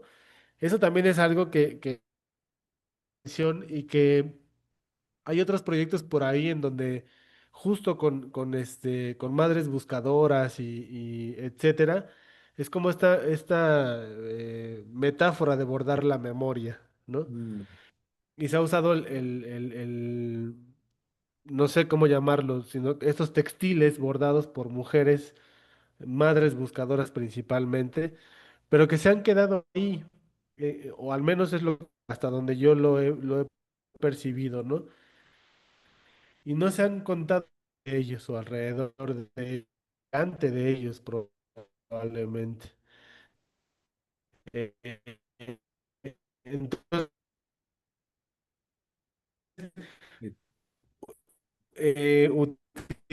y ahí te, utilizar estas Se está cortando muchísimo, herramientas. sí, Jorge. ahí te volvimos a perder al final. Ah, perdón. Bueno, si quieren, comenten y ahorita veo, voy a cambiar de red. Súper. Pues sí, digo, gracias por Comenta comentar. Manuel y ya ahorita entro. Sí, va, nomás digo, como una interlocución mínima de ahí que sí me interpela de manera directa los dos comentarios. Por un lado, esta búsqueda constante de soluciones según las realidades con las que estamos trabajando, ¿no? Como que cada realidad tiene una exigencia diferente, entonces como que buscar esos medios, esas imágenes, sí responde como a una curiosidad muy, muy activa. Y por otro lado, cómo se transforma la imagen para mí tiene que ver también con cómo se transforma el pensamiento, ¿no? La sensibilidad. Y entonces en las transformaciones de la imagen se está transformando nuestro modo de pensar también.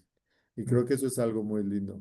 Ujú. Y como muy fértil en términos de los espacios de pensamiento y de investigación académica, porque también podemos pensar en, regresando a la primera pregunta, que cuando entramos en contacto con otras disciplinas, pues también estamos ampliando esos modos, ¿no? De pensar. Ujú. Yo había hecho aquí unas notas, Pablo, Ujú. pero también entiendo lo que está comentando Jorge, ¿no? Eh, esto para los y para las antropólogas, ¿no? Yo creo que es desde mi perspectiva, ¿no? Es una disciplina, la antropología, que tiene eh, una gran confrontación con todo el colonialismo que ha arrastrado la disciplina, ¿no? Sobre los Mm, abusos en cuanto a obtener información pues, de los llamados informantes, ¿no? El robo de piezas, las fotografías de la antropometría, por ejemplo, ¿no? Los zoológicos humanos, ¿no? Por mm, ejemplo. Entonces, siempre hay como un fuerte cuestionamiento en cuanto a la manera en cómo presentas la investigación, ¿no? Y siempre hay mm, como una parte un peso sumamente como cómo hablamos sobre lo otro, ¿no? Como la otra edad. De qué manera lo presentamos. Y también tiene una gran atadura todavía con querer ganar un lugar dentro de lo que tú decías al principio de la exposición sobre la ciencia, ¿no? Cómo está entendiendo estas ciencias duras. ujú, ¿Cómo es que la antropología se puede ganar un lugar dentro del concierto de las ciencias para ser reconocida un poco como sus conocimientos como objetivos, mm, reales, que tengan validez y peso, ¿no? Entonces, creo que esto siempre implica una atadura en el sentido de cómo es que desde la antropología presentamos nuestros trabajos. Si bien es que hay artistas, por ejemplo, que han entrado hacia el campo de la antropología, de cierta manera caen como de nueva cuenta en estas ataduras, como muy rígidas en la manera de presentar los trabajos, ¿no? O sea, hasta el día de hoy, el texto sigue siendo algo predominante dentro de la producción académica de la antropología, ¿no? Tenemos un avance en cuanto ya al uso de fotografías, imágenes, sonidos, pero si tú observas, por ejemplo, los docus, las fotos de antropólogos, incluyendo trabajos que tienen con la antropología sensorial, ¿no? Siempre está esta atadura, ¿no? Incluso cuando tú ves como el docu, siempre hay como una sensación que es como muy de querer mostrar, entre comillas, las realidades tal como son, ¿no? Este miedo como a querer alterar un poco los panoramas, los colores, cómo darle privilegio a las personas con las que estás obteniendo la información, ¿no? No querer un poco distorsionar como todo este ambiente que de alguna forma es lo que la perspectiva, vuelvo a decir, como objetiva y real que se trata, ¿no? Antropología. Y entonces cuando vemos, por ejemplo, lo que presentas tú, todas estas como más libertades, ¿no? Que hay, claramente como brinca muchísimo como o te das cuenta de lo atado, ¿no? Que de alguna manera estamos en cuanto al cómo rebasamos estas líneas de presentación, de trabajo, de reflexión, de construcción del conocimiento, ¿no?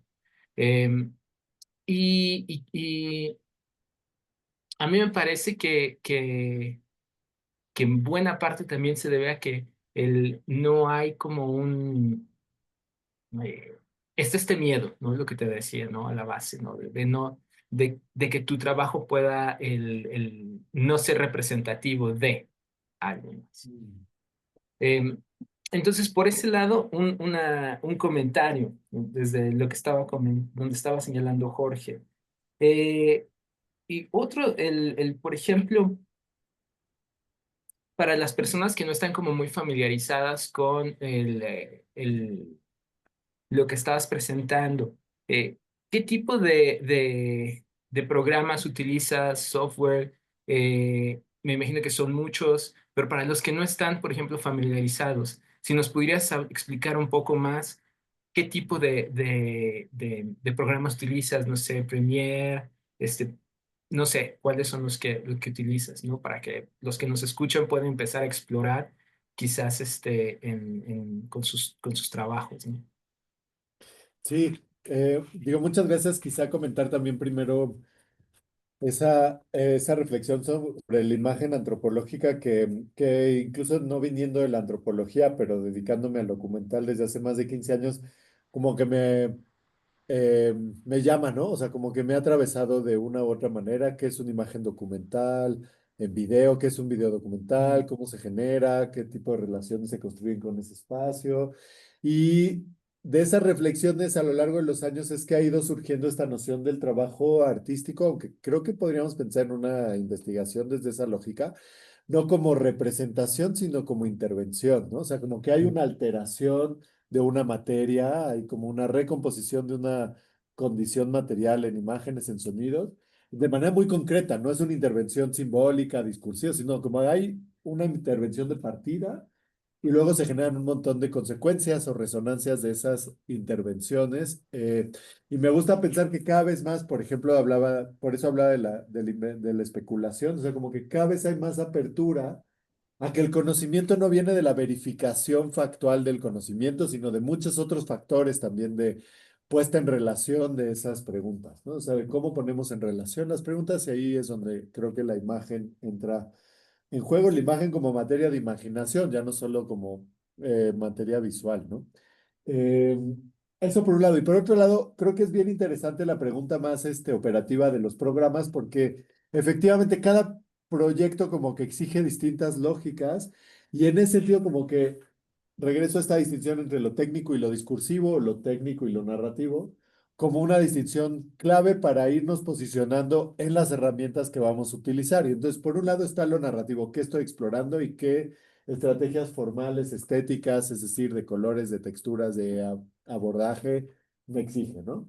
Ya que más o menos empiezo a definir eso, como que el universo de técnicas a mí sí me ha, por un lado, invitado constantemente a trabajar con hibridación entre tecnologías incompatibles, es decir, análogas y digitales principalmente. Entonces hago como narrativas de realidad virtual que parten del Super 8, del 16 milímetros y luego se convierten en realidad virtual, para decir que se pueden combinar tecnologías, por un lado, ¿no? Y que esas tecnologías no son excluyentes. Ahora, en términos de lenguajes tecnológicos y de soportes tecnológicos específicos, sí tiene que ver con una paquetería de procesamiento de imagen y de sonido, que en mi caso es la de Adobe, entonces sí es Premiere, Illustrator, Photoshop, Audition, o sea, como que trabajo con la gran paquetería de Adobe porque me permite manipular cualquier registro para cualquier salida, ¿no? Como que es una de las inversiones que absorbo porque pues me sirve para cualquier proceso, incluso para la web, ¿no? O sea, como hay que herramientas para web y así.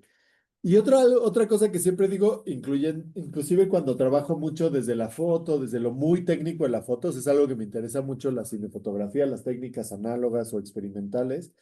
eh, Como que siempre lo digo desde ahí porque es muy claro. Cuando alguien se dedica, por ejemplo, a la dirección de cine, tiene que conocer cómo funciona la luz, cómo funciona una cámara, qué es un lente, qué es un sensor, qué es una superficie sensible en una emulsión, un sensor, etcétera, para poder entablar una comunicación con su fotógrafo o con su equipo de cámara con el que esté trabajando si es que no hace la cámara. Si vamos a hacer la cámara, pues no solo es saber cómo prender la rec, sino qué implica un sensor, cómo codifica la imagen, es decir, cada tecnología sí nos obliga a familiarizarnos con la dimensión técnica que nos presenta, ¿no? Y entonces eso implica cómo se genera una imagen y qué puede hacer con esa imagen, por qué pasos se procesa esa imagen.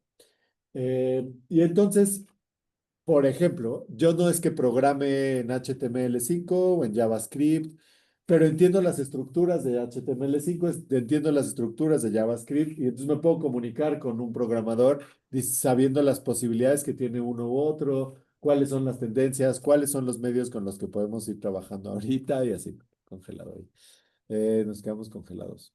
Pero sí, ¿Sí sí me te escucho. escuchando? Ah, va, súper. Y entonces, eh, creo que eso es súper importante. En mi caso, aunque hay, por ejemplo, para narrativas interactivas en la web y así, muchos templates o softwares con los que uno puede trabajar, también me ha interesado ir desarrollando una propuesta propia que pueda, pues, ese camino con un corpus tecnológico propio, ¿no? Eh, Ujú. eh, Aquí ya dice que se trabó, pero tú me sigues escuchando, Sí, ¿no? sí, sí, sí, sí, yo te sigo escuchando. Ok. Eh, no sé por qué ya no responde. Dice, el Zoom no responde. Entonces voy a cerrar todo lo demás, pero sigo hablando un poquito. Sí, Y si se corta, ya me salió una ventana que dice que lo tengo que cerrar.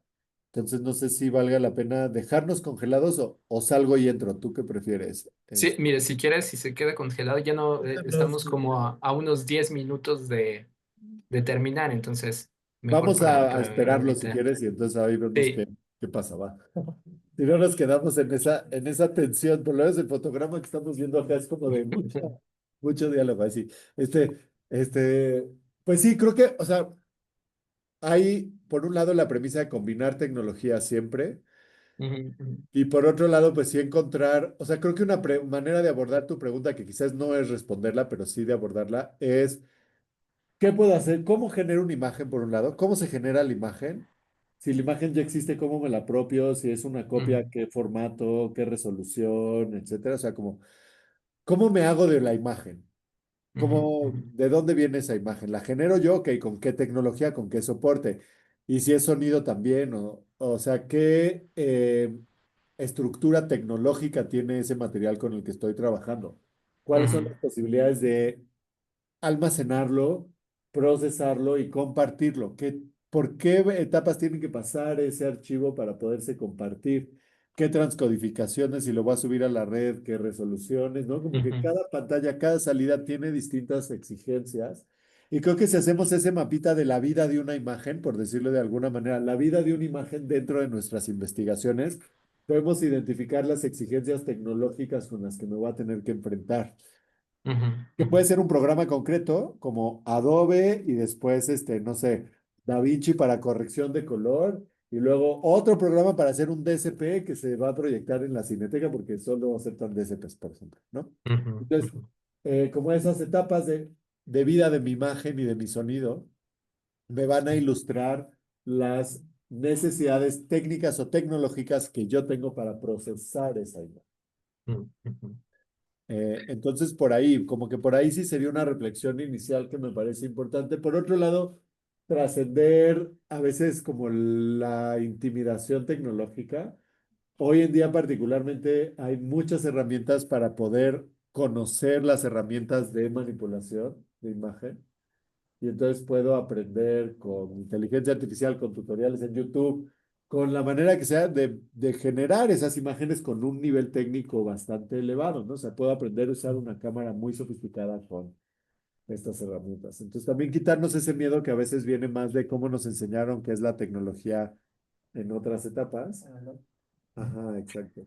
¿No? No, y sabes, y también muchas veces que los cuadros que están dentro de los programas de estudio, digo, los profesores no Sí. están tampoco como familiarizados con estas nuevas tecnologías, ¿no? Entonces, eso se vuelve también como una reproducción de las formas, pues, más clásicas, cerradas, ¿no? Que privilegian lo que decía, por lo menos en antropología, la parte del texto escrito, ¿no?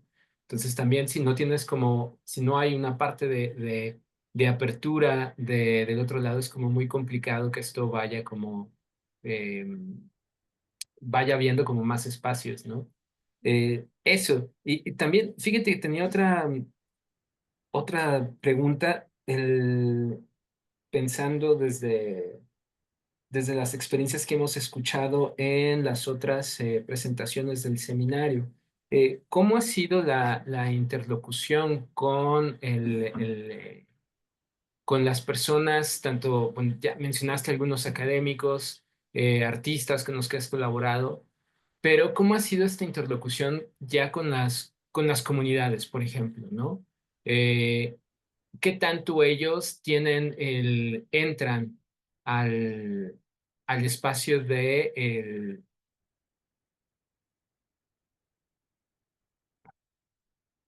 escucha? Creo que se fue. Sí, se cortó. Bueno.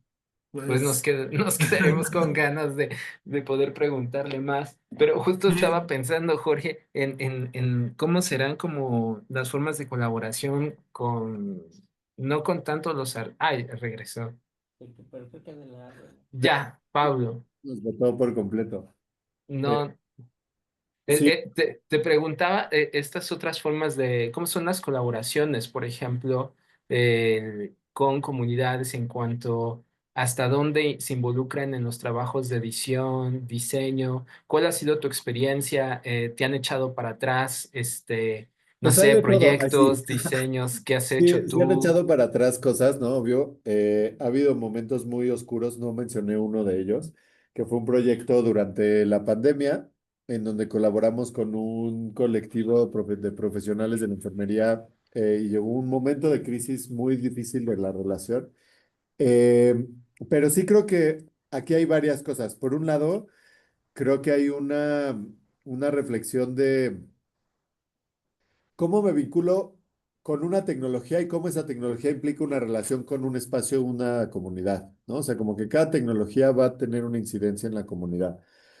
Luego, en un segundo momento, pensar en los circuitos de como de producción. Y ahí, por ejemplo, recientemente salió una colección que es justo Antropologías Hechas en México 3, ¿no? Y nos invitaron a Annie y a mí a hablar sobre Forensic Landscapes y fue muy revelador decir, ok, bueno, en un libro de antropología, como qué sentido, el trabajo de Ansi tiene mucho ese componente, pero cómo podemos hablar desde otros lugares. Yo creo que hay que tener esas conversaciones incómodas y sacarlas de su lugar como de confort para poder abrir nuevos espacios de producción académica o ya de coexistencia en el mundo, ¿no? Y esta noción del desgarramiento es que ahorita que se cortó como que Aldo planteaba si tenía que ver la grieta con el desgarramiento, creo que sí tiene un montón que ver con esa noción, ¿no? Como de inaugurar nuevas posibilidades de creación de sentido, que implican también cierto sacrificio de uno, ¿no? O sea, tienes que dejar cosas fuera todo el tiempo. Y el proceso del duelo ha entendido, ¿no? Pues estas nuevas perspectivas del duelo, ¿no? Como no, no esa malinterpretación freudiana, ¿no? Sino algo psicoanalítico, clínico, Ujú. sino de la locura, ¿no? Las formas distintas del duelo. Totalmente, de sí. salir, ¿no? De Exacto. poderte inmiscuir en otro tipo de mundo para Exactamente. poder entender los diferentes contextos y puntos de vista y a partir de ahí a dar el salto a crear algo nuevo, ¿no? Sí. A buscar la imagen, a buscar el sonido, a buscar cómo lo puedes representar en un documental, en un video 360. A mí eso fue lo que me Que te llama, dio ¿no? vueltas, ¿eh? Ujú. Y eso, o sea, yo sí creo que hay un duelo siempre involucrado, un sacrificio, un dejar ir. Y entonces cuando nos preguntamos o al introducir estas conversaciones o estos nuevos procesos, pues preguntamos, ¿qué tenemos que dejar fuera o qué estamos dejando fuera? ¿Qué tenemos que introducir? ¿Qué conflictos se generan con esta introducción de nuevas cosas? Porque hay cosas que sí se pueden anticipar, ¿no? Y puede suavizar la introducción de una técnica en un espacio. No sé, como que hay otra noción que acá no traje, pero que es la de la cámara cuerpo, con la que me gusta trabajar mucho, que es más coreografías para la cámara. Pero cuando traemos esos ejercicios, por ejemplo, a espacios de clase, hay un montón de prejuicios, ¿no? Sobre cómo se trabaja desde el cuerpo, cómo muevo mi cuerpo, cómo como que va a hacer investigación con mi cuerpo y cómo que va a bailar y eso qué tiene que ver, ¿no? O sea, como que tratar también de activar desde el cuerpo es una manera de materializar ese duelo que está sucediendo todo el tiempo, ¿no? Entonces, decir que hay un duelo, que siempre hay que sacrificar cosas, pero que en esas transformaciones tampoco sabemos a dónde vamos a llegar siempre. Y eso es algo muy lindo de estos proyectos, como la voluntad de descubrimiento de verdad inscrita en la investigación no como una confirmación de una visión de mundo, sino como una inauguración de nuevos modos de estar en el mundo. Sí, acá. ¿Eh? Incluido el fracaso. Incluido el fracaso, por supuesto, o la distancia entre una realidad, o la invención como un componente central de la vida, no, no sé, como otras categorías que quizá han Es, estado satanizadas en la vida académica, ¿no? es que por lo general uno tiende siempre a mostrar como sus trabajos como lo que funcionó, ¿no? De alguna Ajá, manera, claro. lo terminado, lo que cuajó Mm, bien, ¿no? total. Pero también es súper enriquecedor mostrar los fracasos, ¿no? Lo que no cuajó, lo que se alteró, lo que se modificó. Sobre todo, hacía la pregunta pensando también en estos términos de decolonializar las perspectivas del sonido, la imagen, ¿no? Mm, Porque muchas veces lo que uno escucha, lo que uno califica como un sonido de, no sé, de un animal, de un río, del mar, del viento, ujú. en las comunidades tiene otro sentido, ¿no? Y no es tanto la naturaleza la que está hablando, sino también son potencias las que están hablando, son difuntos, son santos. Entonces, a veces uno lo que dice, voy a tomar la imagen de un santo, del niño Pa, ¿no? Pero en realidad lo que estás tomando es el cuerpo de una entidad que tiene fuerza, que cambia, que llora, que suda, que ríe, que grita, que cambian sus facciones. Entonces, muchas veces uno dice, es una imagen de bulto y le tomo la imagen a eso. Pero no, lo que estás tomando es como si fuera también otro cuerpo que tiene vida, que tiene agencia, que tiene potencia, ¿no? Y eso también es una construcción, sí, pues de una perspectiva de choques de mundo, ¿no? ¿Qué es lo que tú entiendes por un sonido? ¿Qué es lo que produce sonido? ¿No? ¿Qué es lo que tú estás tomando de estas imágenes? ¿No? Y creo que en el momento en como cuando se suman como otras voces en esta construcción colaborativa, se abre también como un universo, ¿no? De decir, pues lo que estamos viendo, escuchando, no es lo mismo de lo que ve el antropólogo, de lo que ve el artista, de lo que ve el comunicólogo, a lo que se ve, por ejemplo, en las poblaciones locales, ¿no? Total. Y esto, por ejemplo, a nosotros nos pasó justo en un trabajo que tenemos Jorge y yo, eh, con un objeto ritual que se utiliza en una danza en la región de Texcoco que se llama Santiago, ¿no? Que es de alguna forma similar a lo del niño Pa. Lo que diríamos es una máscara, pero en realidad para la gente es un santo, una imagen que está viva y tiene agencia. Entonces, lo que nosotros hemos filmado, lo que nosotros hemos fotografiado, lo que nosotros hemos tomado el sonido, pues nos ha llevado tiempo como reconocer eso, ¿no? No es como lo que creíamos, sino es otra cosa. Sí, total. Qué interesante, como que esto que planteas, y sí está muy inscrito en esta idea de la cámara cuerpo que ya no compartí el día de hoy, pero que sí habla de esas complicidades éticas que están vinculadas a las estrategias estéticas que decidimos implementar, ¿no? O sea, como que siempre hay cierta Sí. resonancia ética y afectiva también, ¿no? O sea, como que Ujú, nos afecta y bueno, afectaciones y afectividades también, ¿no? O sea, como ujú, ujú, ujú. Sí, totalmente. Eh, afectos. Sí. Jorge, no sé si quisieras decir algo, te cambiaste de red, Ujú. algo para cerrar. No, Jorge. creo que lo comentaste en esta cuestión del vínculo con la gente. A mí me quedé pensando en cómo vio la gente de Xochimilco esta mezcla que hiciste. ¿Qué te dijeron? ¿Cómo lo Mm. tomaron? ¿Cuál fue la reacción que tuvieron? Hubo de todo, la verdad. Pero de esta peli en particular siempre me acuerdo de una anécdota que fue en su estreno, donde una persona me hizo una pregunta al final. Esto no fue en Xochimilco, esta proyección, pero me pareció muy sintomático. Por un lado me preguntan, oye, Mo, pues estuvo muy padre tu peli, ¿no? Que en otro momento me han dicho, es una peli como de libro, llena de referencias, como citas y así. Me dice, ¿pero tú crees que le va a entender la gente de Xochimilco? Y yo así como, ¿no? Y ese mismo día que fue la primera vez que se publicó, en la noche estoy durmiendo a mi hijo, en ese entonces tenía como 4 años o algo así, y mi hijo me empezó a tirar un choro así de la película, justo cuando le bajé, empieza a decir después de Niñopa que abajo de la iglesia hay un pasadizo que conecta con los muertos y no sé qué, ¿no? Y entonces él se quedó con esa idea a sus 4 años y me empezó a tirar un choro de eso fue lo que más me gustó, porque a partir de ese pasadizo entonces puedo conocer a mi tío Perico, ¿no? Que había fallecido, era como sus primeras muertes en su vida. Entonces, como que pasó una relación desde un niño de 4 años muy profunda y que nos habla de esa capacidad también de niveles, ¿no? Xochimilco lo recibieron de manera interesante también como esta provocación poco convencional, de un abordaje no tan turístico, no, o sea, sí es un abordaje ajeno, o sea, está planteado así en la voz, desde su ética, de su posicionamiento y así.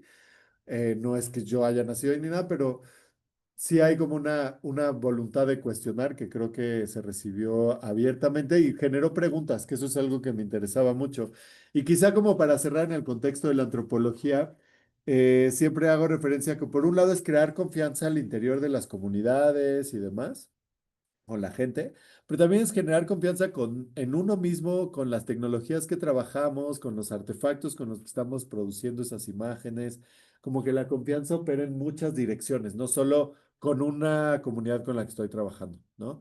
Y decir que creo que pues eso, las historias son de todes y podemos eh, buscarlas y procurarlas y cosecharlas juntas, pero pues también reflexionar sobre esas afectaciones que tenemos en la gente, en los espacios, en las presencias más que humanas y demás, ¿no? Como en los ecos o resonancias de la producción de imágenes y sonidos como parte de una investigación, concretamente. Y bueno, también agradecerles por la invitación, ¿no? Y por recibirnos acá grupalmente. No, ¿de qué? ¿De qué? ¿De qué? ¿Algún otro comentario, Jorge? ¿O cerramos? No, cerramos. Yo sigo con una señal muy mala de internet, entonces preferiría que cerremos y darte las gracias, Pablo, No, gracias a ustedes. por estas presentaciones y probablemente después armemos algo por ahí, alguna proyección ya como más hacia este. Eso estaría buenísimo. Hay que gestionar algo por ahí con la Ibero, a ver qué podemos hacer, ¿no? Obvio, pues aquí estoy también de tiempo completo para ayudar, ¿no? Muchas Bueno, gracias, pues, Pablo, y gracias a tus estudiantes por exacto. No, gracias a permitirnos ustedes, estar sí, acá. también. Como que estuvo chido que se unieran, la verdad. Sí, muchísimas gracias, Pablo, y seguramente tendremos como muchos más momentos para poder encontrarnos y seguir las discusiones, ¿no? Y Ojalá créeme que sí sea que pronto. sí, créeme que nos muestra como que se pueden hacer otras cosas, ¿no? Con las tecnologías, con las imágenes, con los sonidos, ¿no? Con las metodologías, y eso está buenísimo Y para... decir que, perdón, no, sí, pero, o sea, solo decir que el Iberodocs Lab está pensado también como espacio de acompañamiento de esos procesos, ¿no? Entonces, si quieren rebotar proyectos, digo, a la gente que escuche esto eventualmente, que sepa que puede acercarse al laboratorio para Perfecto. transitar estas salidas, ¿no? Ujú. Perfecto. Pues entonces agradecemos al Departamento de Ciencias Sociales y Políticas por el espacio para este seminario y hacer otra vez un llamado de la colecta de cámaras que estamos haciendo para el colectivo Señor Click, que si tienen alguna cámara, algún cargador que ya no están utilizando, que estén en buen uso, eh, por favor lo pueden donar. Tenemos ahí la información en el perfil de la página del departamento con las personas que lo pueden entregar y esto les llegará a infancias que de verdad significa una oportunidad muy grande de transformación. Así que, bueno, pues agradecerte otra vez, Pablo, nos No, gracias vemos. a ustedes y qué chido ese proyecto de las cámaras. Sí vi unos carteles por ahí alguna vez, está muy chido. Ujú. Bueno, pues Jorge, nos vemos, Pablo, nos vemos Bye, muchas gracias y por la invitación. de que hasta la siguiente y chao, chao. Chao.